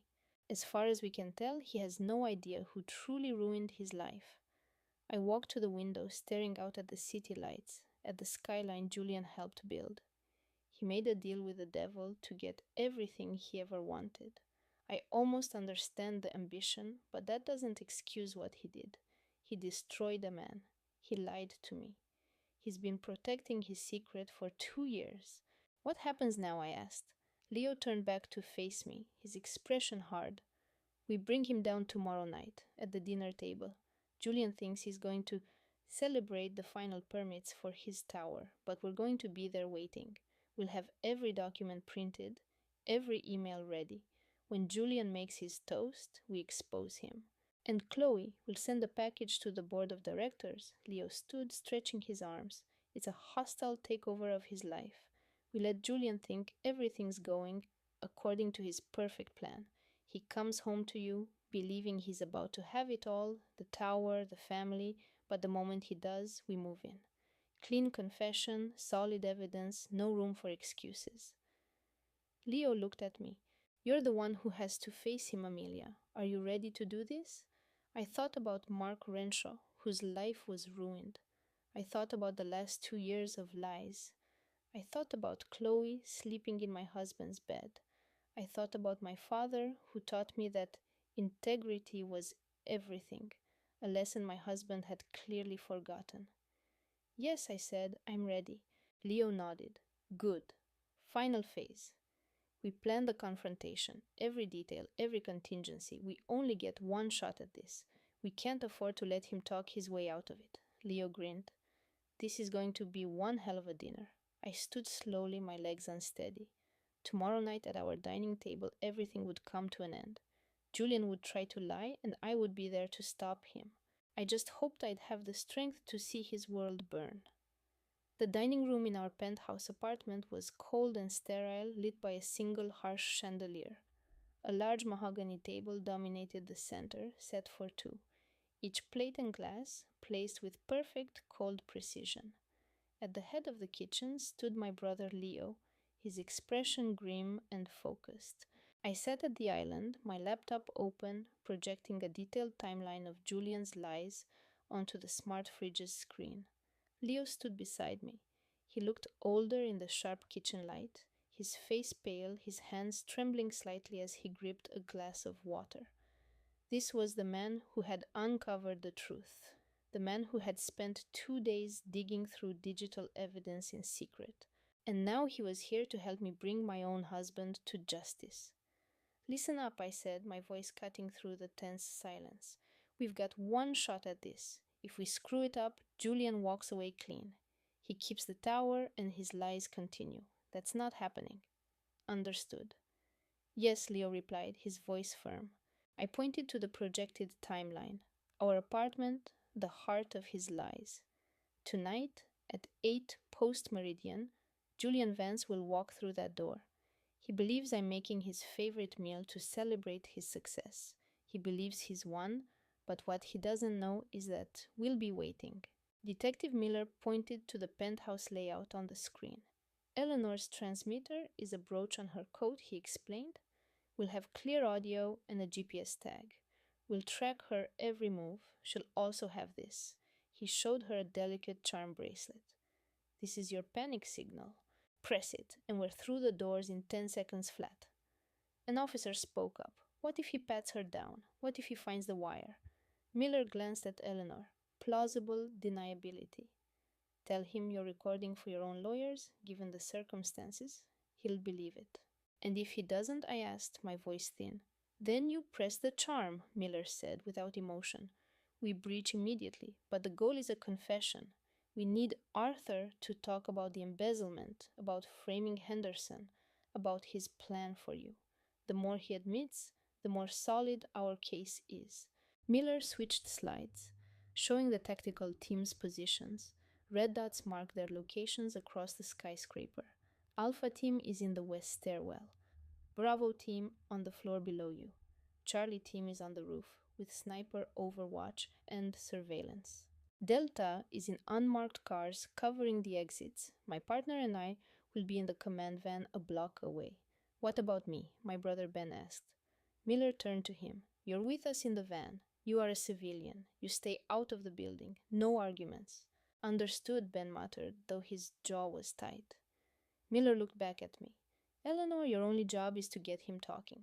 Ask about Chloe. Ask about the money. Make him believe you're broken, pregnant, and desperate for security. The more he brags, the more rope he gives us. What if he brings Chloe? I asked, my hands shaking under the table. Or his lawyer? We're watching both of them, Miller assured me. Chloe is at her condo. The lawyer is at his downtown office. We have teams on both. If either of them moves toward the tower, we'll know instantly. He checked his watch. It's 6 p.m. Eleanor, it's time to call Arthur. Convince him you're ready to sign the post-nup. My phone felt heavy in my hand, my heart hammering against my ribs. Miller passed me a sheet with talking points. You don't need to read it word for word, he said. Just convey the core message. You're overwhelmed. You're scared. You just want to protect the baby. Arthur needs to believe you've given up. I nodded, my mouth completely dry, and dialed his number. He answered on the second ring. Eleanor. His voice was so smooth, so caring, the same voice that had lied to me for years. Sweetheart, is everything all right? I made my voice crack. Arthur, you were right. I can't do this. I can't handle all this stress while I'm pregnant. It's just too much. There was a bit of silence. I could picture the smirk on his face. What are you trying to say, honey? I'm saying you win. Let's sign the post-nup. Meet me at the new penthouse tonight at 8. We'll settle it. Another pause. A longer one. Are you certain? I closed my eyes, picturing his face with hers. I'm sure. I just want it to be over. Okay, Arthur said, his tone softening with false sympathy. That's a good girl. I'll have my lawyer meet us there to make it all official. You're doing the right thing. I know, I whispered. I'll see you at 8. I love you, Eleanor. I couldn't say it back. I ended the call. The operations room was completely still. Every officer watched me. Miller gave a slow, deliberate nod. That was perfect, he said. He took the bait. I put the phone down, my hand still trembling. Ben came over and put his hand on my shoulder. You were so strong, he said softly, stronger than I could have been. Miller stood up, closing his laptop. All right, team, we have 2 hours. Check your equipment, run comms tests, and stay focused. Tonight, we put an end to Arthur Vance's entire corrupt enterprise. Let's get it done. The team moved out with quiet professional efficiency. This is too much. We can pull the plug. No, I said, my voice firm. I'm doing this for my baby, for my future. Miller studied my face, then nodded once. All right, get your head straight. It's going to be a long night. I stood, my legs feeling like jelly. Ben walked with me to the door. When this is done, he said, his voice low, I'm taking you and my new niece or nephew far away from here. You're going to have the life you deserve. Tears welled in my eyes as I nodded. Across town, Arthur was probably celebrating with Chloe. He thought he had finally won. He believed tonight was his final victory. He was wrong. Tonight the trap would close and Arthur Vance's carefully constructed world would shatter. Before I stepped into that penthouse to face the man who planned to dispose of me, type the word strong below if you think I made it out. I need to feel your support right now. A disclaimer, the events that follow are retold with dramatized details for narrative impact.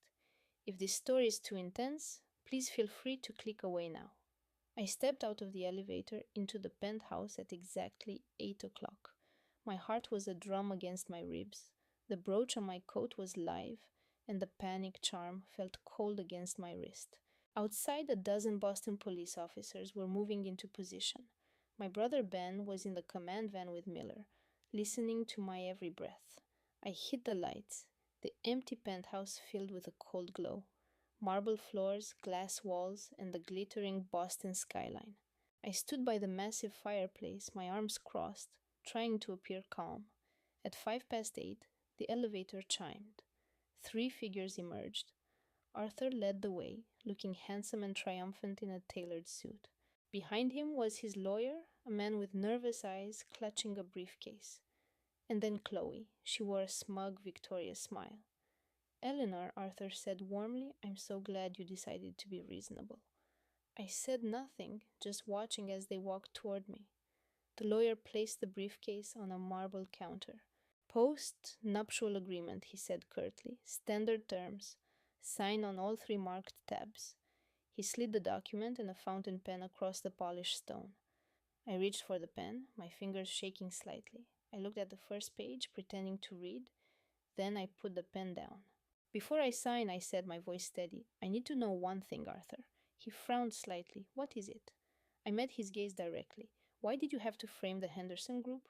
The air in the room turned to ice. Arthur just stared. The lawyer blanched. Chloe's smirk vanished. Eleanor, the lawyer snapped. This is inappropriate. Sign the document. I didn't take my eyes off Arthur. I know about the embezzlement. All $47 million, I know about your offshore accounts, and I know about your plan to have me suffer a little accident after the baby is born. Arthur's charming facade disappeared. He took a slow step forward, his hand slipping inside his suit jacket. When it came out, he was holding a small silver pistol. You always were too clever, Eleanor, he said, his voice flat and cold. I recoiled, my own hand instinctively going to the bracelet on my wrist. My thumb found the panic charm, but before I could press it, a service door in the wall behind me swung open. Everyone spun around. My brother Ben stood there, holding a heavy steel pipe from the construction site. Put the gun down, Arthur, Ben said, his voice shaking with rage. Arthur's face was a mask of shock. Ben, I told you to stay out of this, Ben said, his knuckles white on the pipe. I told you I wouldn't let you hurt her. Arthur hesitated, the gun still pointed at me, his eyes flicking between me and my brother. Arthur, the lawyer stammered, backing away. What is this? Shut up, you idiot, Arthur snarled. Chloe fumbled for her phone, but Ben took a threatening step forward. Don't you dare. The silence was deafening, broken only by the sound of my own ragged breathing. Arthur's finger tightened on the trigger, and then the world exploded. The penthouse erupted in a storm of noise and light. Tactical officers swarmed in from every entrance, rappelling down the sides of the building, bursting from the stairwells. Dozens of red laser dots painted targets on Arthur, Chloe, and the lawyer. Boston PD, drop your weapon now, hands where I can see them. Agent Miller's command filled the penthouse, sharp and absolute. Julian's hand froze on the heavy crystal decanter. For a second, I thought he'd use it, but then he saw them, a dozen agents in tactical gear, weapons raised, their expressions like granite. He let the decanter go. It thudded onto the plush Persian rug. On your knees now, an agent ordered.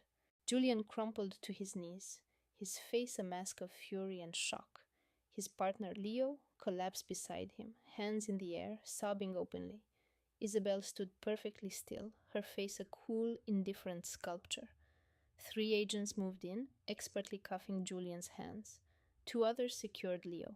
Miller himself stepped forward to cuff Isabel, his tone crisp and professional as he read Julian his rights.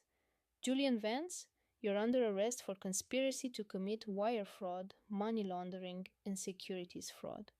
You have the right to remain silent. Anything you say can and will be used against you in a court of law.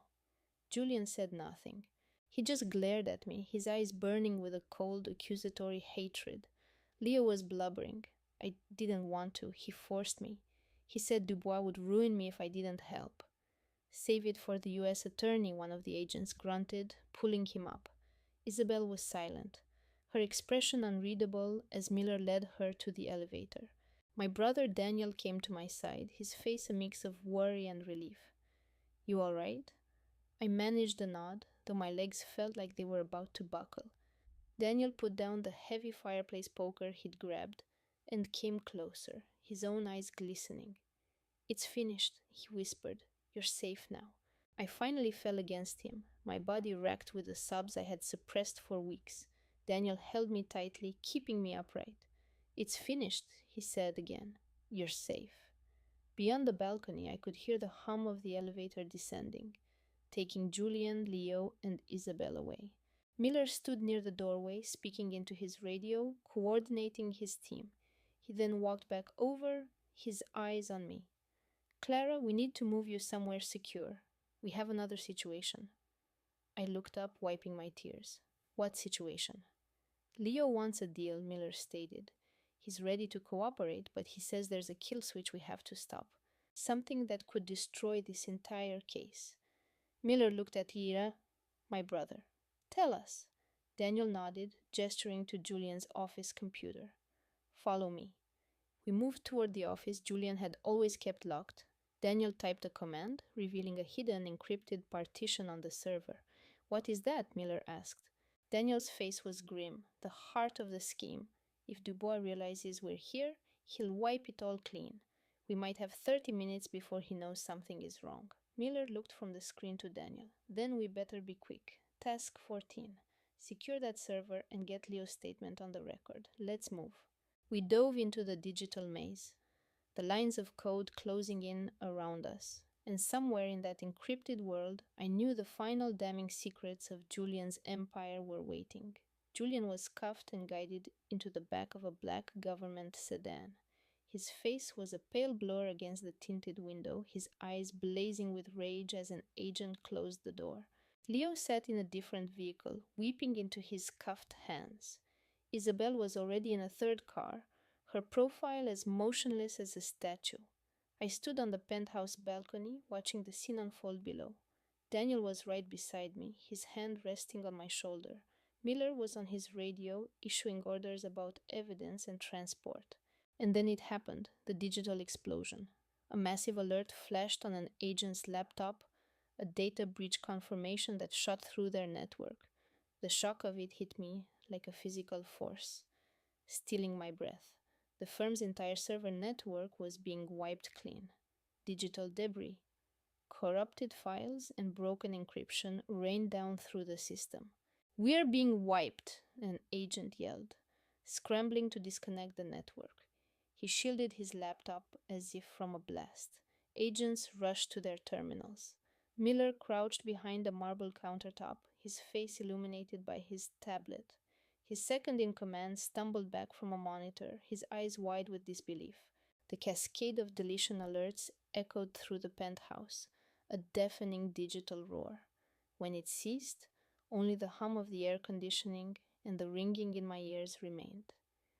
Daniel helped me to a chair. My hand was shaking from a paper cut I'd gotten earlier. He wrapped a napkin around it, his own face ashen. "Are you okay?" he asked. I nodded, not trusting my voice. My hands wouldn't stop trembling. The silence felt heavy. The tech agent was typing furiously into his terminal. Miller ran over, shouting into his comms. "What the hell was that?" Miller yelled. The agent's face was bathed in the green glow of the screen. "I have it." The wipe signal was routed through a satellite phone, triangulated to the port of Miami. Miller's jaw tightened. Dubois. He's torching the evidence. The server was gone. Where my husband's billion-dollar portfolio had existed, where I'd attended galas and smiled for cameras, there was now just a digital black hole. The offshore accounts, the 47 million in laundered funds, the ledgers, all of it gone. Then, from one of the sedans on the street below, a voice screamed, "I'll talk! I'll tell you everything." It was Leo. Two agents opened his door. Leo fell out onto the pavement, his face a mess of tears and panic, his body shaking. He landed on his knees, hands cuffed behind him. "Please," he begged, "I don't want to go down with him. I'll give you everything." Miller crouched before him. "Start talking." Leo's words tumbled out, a frantic torrent of fear. "Dubois tonight. Port of Miami, Pier 47, Container 7 Alpha. 200 million in bearer bonds. He's loading them on a freighter now. It sails at 10:30 p.m. If it hits international waters, he's gone forever." Miller checked his watch, 8:52 p.m. 1 hour and 38 minutes. He stood, grabbing his radio. "All units, reroute to Midway. We need a jet to Miami now. Full tactical authorization. Alert the Coast Guard. Get air assets scrambled." The response was electric. Agents ran for their vehicles, engines ignited. 3 black Suburbans pulled away from the curb, sirens suddenly screaming. In the distance, I heard the faint roar of a jet engine spooling up. Miller turned to his second. "Get 50 agents to that pier. I want SWAT, a K-9 unit, and a hazmat team. If Dubois has a contingency, I want it neutralized before he can create another disaster." "On it," the agent said, already on his phone. I got up slowly, my legs shaky. Daniel steadied me. A trickle of blood from my paper cut stained the napkin, but I ignored it. I walked towards Miller. "I'm going with you," I said. Miller looked at me, his face a mask of authority. "Mrs. Vance—" "Don't call me that," I cut in. "And I'm not asking, I am going." That was my life he torched, my future. I want to be there when you get him. Miller studied my face for a long second, then looked at Daniel. My brother nodded once. "Let her come. She deserves this." Miller sighed, then pointed to one of the Suburbans. "Get in. But you do not leave that vehicle at the pier. Is that understood?" "Understood," I said. An agent with a first aid kit quickly put a bandage on my finger. Then Daniel and I got into the back of Miller's SUV. His second in command took the passenger seat. Miller got behind the wheel. "Brace yourselves," Miller said, flooring the accelerator.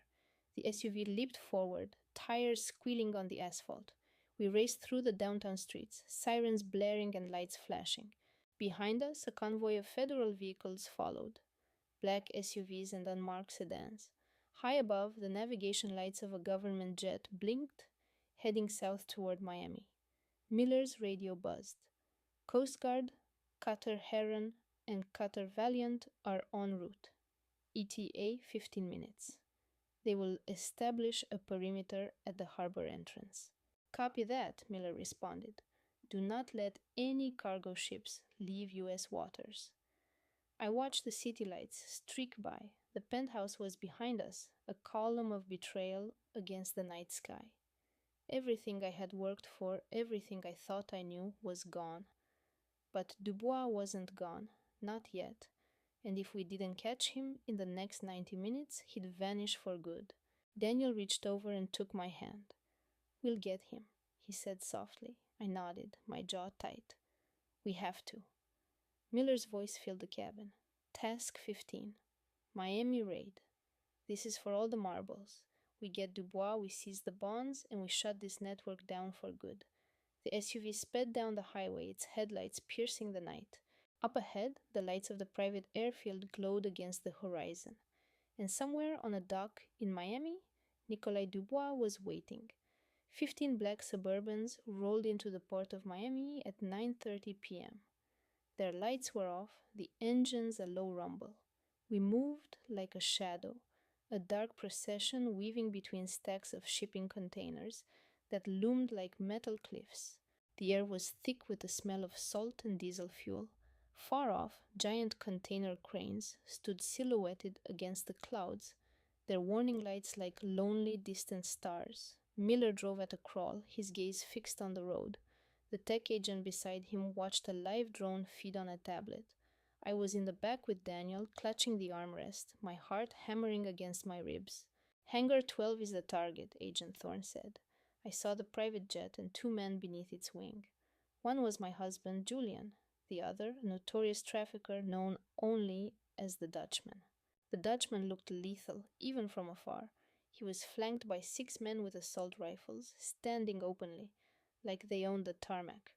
Thorne parked the vehicle 200 yards out as other units fanned out, creating a perimeter. Dozens of agents moved like shadows, taking positions. Thorne spoke into his mic. Air support is on station, airport is locked down, no flights in or out. Thorne nodded. Rooftop snipers are green. The Dutchman's man held a thermite device, a data killer. My heart sank. Is that? I whispered. An evidence wipe, Thorne confirmed. If we move wrong, their servers are toast. He picked up a bullhorn and exited the car. My brother Leo and I watched as Thorne approached the edge of the police line. He raised the bullhorn. Julian Vance, you are surrounded by federal agents. There is no escape. Surrender now. His voice boomed across the airfield. The Dutchman tilted his head, then scanned the rooftops. 3 sniper glints reflected the hangar lights. He glanced towards the runway, blocked by 2 armored vehicles. For a moment, everything was still. Then the Dutchman smirked coldly. He let his pistol drop to the ground and slowly raised his empty hands. I give up, he called out, his accent thick. But his top man, Marco, kept his hand on the thermite device. He gripped the trigger, his finger tightening. Boss, don't, Marco yelled. It's finished, Marco, the Dutchman said calmly. No, Marco screamed, lifting the device to activate it. A single sharp crack echoed. Marco's hand erupted. The thermite trigger flew from his grasp and clattered onto the concrete. Marco howled, grabbing his maimed hand. Sniper confirms, Thorne said into his radio. Device is disabled, target down. Agents swarmed the hangar. The Dutchman didn't flinch. He stood placidly as they cuffed him. His guards immediately dropped their weapons. Within a minute, they were all secured. Marco was on his knees, a medic already tending to his mangled hand. Thorne walked straight to my husband. Julian Vance? You're under arrest for racketeering, conspiracy to commit murder, and smuggling. Julian said nothing, his face a cold mask of indifference as he was cuffed. Thorne opened a hardened pelican case from the jet's cargo hold. Inside, velvet trays were filled with uncut diamonds. Conflict stones, Thorne stated, dozens of cases, at least $50 million worth. He looked at his team. Secure this plane. I finally got out of the car, Leo's hand on my arm. I watched agents push Julian into an armored truck. He looked right at me as they shoved him inside. For a heartbeat, our eyes locked. He almost smiled. Then the door slammed. Marco was put on a gurney and loaded into an ambulance. The other guards were taken away in separate cars. Thorne returned to us, looking exhausted. It's done, he said. Vance is going away. My knees felt weak. Leo held me steady. We got him, I breathed. Leo nodded. Justice. Thorne's tablet chimed. We're in Julian's encrypted drive. It has everything. Instructions to his COO, Isabel, payment ledgers. A complete confession, Thorne said with a grim smile. This connects them all. He looked at me. The DA has an ironclad case now. We'll need your testimony, Clara, in maybe 6 months. Are you ready? I nodded. I'll be there. Thorne offered his hand. Thank you. You did the right thing. It took courage. I shook it, my eyes welling up. Leo and I walked back to our car. Agents were cataloging evidence, the scene lit by floodlights. As we left, I saw the empty hangar, its secrets now exposed to the world. It was over, but the trial was still ahead. The courtroom was a media circus. Every seat was taken, reporters, former colleagues, and the victim's family in the front row. Ben Carter's wife, Sarah, clutched her son's hand. The boy, just 7, stared blankly forward. I sat with the prosecutors. Leo and Thorne were behind me. The tension was suffocating. It was October 22nd, 2025. 6 months of hell had passed. 6 months of legal battles and sleepless nights. Now the verdict. The bailiff's voice boomed. All rise. Judge Miller entered, a stern woman with a reputation for being tough but fair. She sat and the side door opened. The defendants shuffled in, wearing prison scrubs. Julian was first. He wouldn't look at me. Then his CIO and mistress, Isabel, her face stained with tears. A corrupt councilman, Peterson, followed, looking terrified. Lastly, the Dutchman, appearing as calm as if he were at a board meeting. They sat with their lawyers. Judge Miller put on her glasses. We are here for the verdict in the case of the United States versus Julian Vance and his co-conspirators, she announced. The prosecutor stood, holding a file. On the charge of first-degree murder in the death of Ben Carter, we find Julian Vance guilty. On the charge of conspiracy, racketeering, and smuggling, guilty. The words echoed. Isabelle Dubois, accomplice to murder, embezzlement, guilty. Councilman Peterson, bribery and obstruction of justice, guilty. The Dutchman, violations of federal racketeering acts, smuggling, and conspiracy to commit murder, guilty. The prosecutor said, "The state demands the maximum possible sentence for each defendant, Your Honor." Judge Miller nodded. The court will now hear the victim impact statement. Mrs. Vance, please. My legs trembled as I stood. Leo gave my hand a final squeeze before I walked to the podium. I looked at Julian, but he stared at the wall. My husband didn't just betray our marriage, I started, my voice shaking. He had an innocent man murdered. Ben Carter was a father killed for simply doing his job with integrity. He tried to destroy me and our unborn child without a second thought. My voice gained strength. I want him to face the consequences of his choices.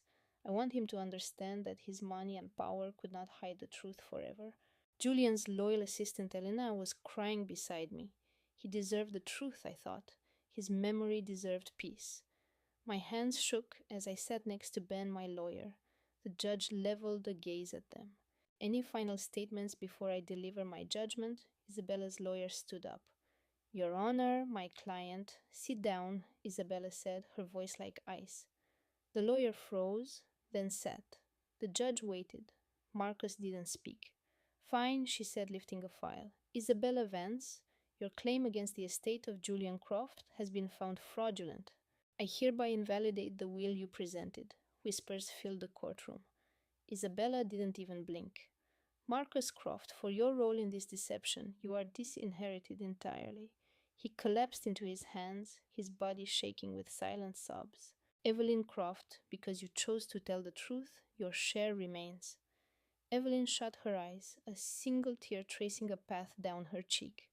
The judge's final words were sharp. This ruling is final. All business assets, including the $200 million portfolio and the $8.5 million from the Lakeshore Tower sale, will be handled as per the true will. My breath hitched. Julian's real plan. It was finally happening. That $8.5 million will be transferred to the Chicago Children's Hospital, fulfilling the Sarah Croft Memorial Pledge. My heart ached. For Julian's mother, for him. The judge brought her gavel down, the sharp crack sealing their fate. This court is adjourned. The bailiffs escorted a furious Marcus and a stone-faced Isabella out. She passed me without a glance. Evelyn looked back, her eyes filled with a deep, crushing sorrow. Then they were gone. Elena approached, clutching my arm. Thank you, she said, her voice breaking. Thank you for fighting for him, for his name. I embraced her and we just held each other, two women who loved him, finding comfort in our shared grief. When she finally left, Ben put a hand on my shoulder. He would be so incredibly proud of you, he said softly. I dried my tears. It's finally done. Almost, Ben replied, pulling a small key from his pocket. He left one more thing for you to see. I looked at him confused. What is it? Ben's voice was gentle. His real legacy, what he was building for you and the baby. Let's go. We have an appointment. We left the courthouse, stepping into the brisk Chicago air. The past was locked away behind us, but one final truth was still ahead. The law office in the Loop was much calmer than the court. No press, no stares, just me, Ben, and Julian's estate attorney in a quiet, sunlit room. It was late April 2025, a month after the verdict, and the final papers were ready. Mr. Peterson sat across from us, the same lawyer who had managed Julian's affairs for years. He looked tired but relieved. In front of him was a leather bound folder, the True Directives, dated September 1st, 2019, signed by Julian himself. The attorney, a kind man in his 50s, cleared his throat. With the fraudulent documents voided by the court, we can now execute the true will of Julian Croft, dated September 1st, 2019. The distribution will proceed as written. He read from the document: 60% of Croft properties, valued at $5.1 million, to my wife, Clara Croft; 40%, valued at $3.4 million, to the Chicago Children's Hospital. My throat closed. After the lies and the betrayal, his real wish was being fulfilled. The signing was finished. Peterson shook my hand. Your husband was a brilliant man, Clara. I'm glad we could finally honor his memory. Thank you, I managed to say, for everything. An hour later, Ben and I were in his office, setting up a video call on a large screen. A woman appeared, her dark hair tied back, wearing a blouse with the hospital's logo. Behind her, colorful paintings decorated the walls of a bright hallway. I could faintly hear the sounds of children playing. Mrs. Croft, she began with a kind smile. I'm Dr. Anya Sharma. Thank you so much for speaking with me today. Of course, I replied, my voice thick. Her expression was full of empathy. First, let me say how sorry we are for your loss and for what you have endured. Your husband's wish to honor his mother, Sarah, was incredibly touching. We are privileged to help fulfill that legacy. The $3.4 million donation will establish the Sarah Croft Center for Pediatric Care right here at our hospital. It will provide world-class care for children from low-income families, the very cause Sarah championed. Tears welled in my eyes. I could only nod. Dr. Sharma went on. We're also creating the Julian Croft Legacy Scholarship for aspiring medical students. Julian's integrity, his commitment to doing good, is an inspiration. The fund has already raised $2 million. With it, we have sponsored 83 students, 83 future doctors who have a chance because of your husband. I covered my mouth, my shoulders shaking as I wept. Ben put a comforting hand on my arm. Last week, Dr. Sharma said, we had a small ceremony for the new center. Julian's assistant, Elena, was there. She wanted me to share something with you. Her voice softened. She said Julian always fought for what was right. Clara did too. She gave him back his honor, and now his name will heal children. That's the only legacy that ever mattered. I broke down completely then, sobbing into my hands. Dr. Sharma waited, her own eyes shining. When I met her gaze, she said, he loved you so much, Clara. He wanted to build a legacy of hope. Because of your strength, that legacy is now real. We will never forget what Julian and Sarah stood for. And we will never forget you. Thank you, I whispered. This is all he wanted. Dr. Sharma nodded. Our doors are always open to you. We'd be honored to show you what you helped build. I'd love that, I said. The call ended. Ben leaned back. It's done, Clara. The case is closed. Isabella and Marcus have lost everything. The company is secure. The hospital has the donation. You got him justice. He slid a large binder across the table. One last thing. This is for you. Full ownership of Croft Properties. The board is gone. The name is cleared. It's all yours now. The land, the projects, the future. What you do next is your decision. I just stared at it, my hands trembling. That company had become a source of pain and betrayal. Marcus had nearly ruined its name. But it didn't have to be that way. Ben spoke gently. Your husband built that from the ground up. It was his dream. It can be yours now for your child.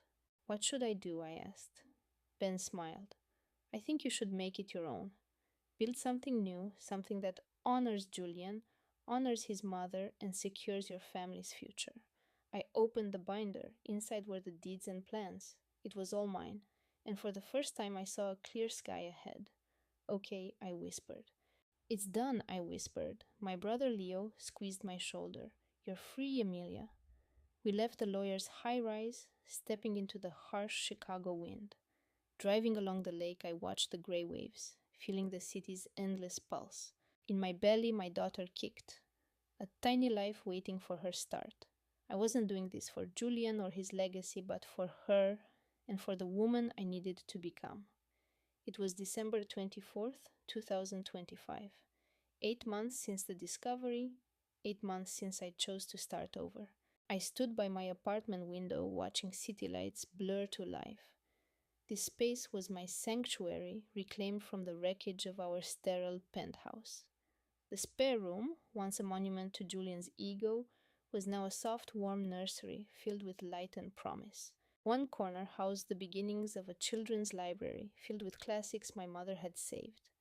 The walls were a soft sage green, a peaceful contrast to the city's glare. Above the crib, I hung a mobile of delicate, hand-painted stars, each one a tiny wish for my daughter's future. But the heart of this new life was the nursery. I stepped inside, turning on the dim lamp. The room glowed. On the far wall, instead of cold modern art, hung a large framed photo of my grandparents on their wedding day, their smiles a testament to real love. Below it, a small silver frame held the first ultrasound picture. Her tiny profile, a promise. Nearby were notes from my baby shower and a letter from my mother, reminding me of the strength in our family line. This was the history I wanted her to know. The door opened. Leo walked in, holding 2 mugs of steaming tea. He looked tired but steady, my constant support through this nightmare. Ready for this? He asked. I smiled. Yeah. My small art gallery was set to open, featuring a brilliant young painter from the Art Institute. Her energy was infectious, and her work was turning my small gallery into something people talked about.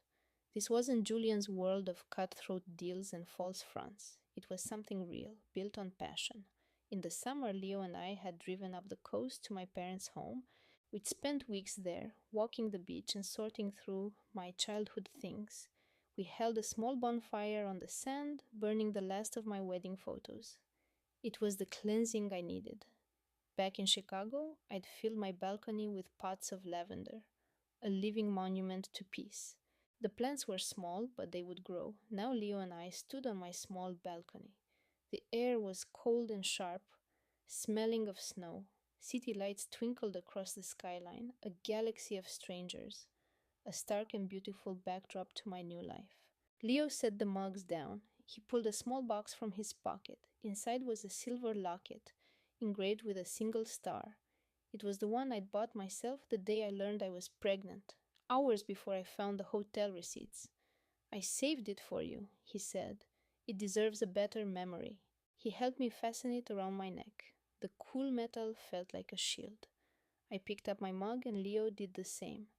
To Amelia, he said softly, and to my niece, to new beginnings. We touched our mugs together, the sound solid in the quiet night. I took a sip of tea. The tea was warm, simple, honest, everything my marriage hadn't been. We sat side by side, looking out over the city. The towers of downtown were sharp against the fading light. Far below, the headlights of cars moved like a silent, flowing river. You're going to be okay, sis, Leo said quietly. You're the strongest person I know. I swallowed the lump in my throat. I hope so. I know so. We sat in silence, watching the sky darken. My world was alive again, not with lies or fear, but with hope, with family, with love. My reflection in the glass showed a new person, her hand resting on her swollen belly. The city lights glowed behind her like 1,000 promises. And to those listening to this story, remember this: a partner's betrayal cuts deeper than any stranger's cruelty. I learned this when my husband chose a fleeting affair over our vows, over our own unborn child. For a time, revenge was all I craved. But my daughter deserved more. I found strength I never knew I had. My brother Leo stood by me when I needed him most. The betrayal left scars I still carry. But wanting revenge would only poison my future and my daughter's. Instead, I chose to build. I chose my own peace. Don't be like me. Don't ignore the warning signs until it's too late. If you sense dishonesty in your relationship, you must face it. Find your voice. Don't let silence make you a partner in your own pain. I believe this now. Forgiveness isn't for him, it's for me. It's refusing to let bitterness win. Julian stole my past, but he couldn't take my future. My daughter reminds me of that with every tiny kick. Have you faced a similar heartbreak? How did you start over? Share this story if you know someone who needs it, and subscribe for more stories on strength, healing, and building a new life. Thank you for listening. I know these topics are difficult. Please note these stories use fictional details for educational purposes. If this content is not suitable for you, please feel free to find other content that better suits your needs.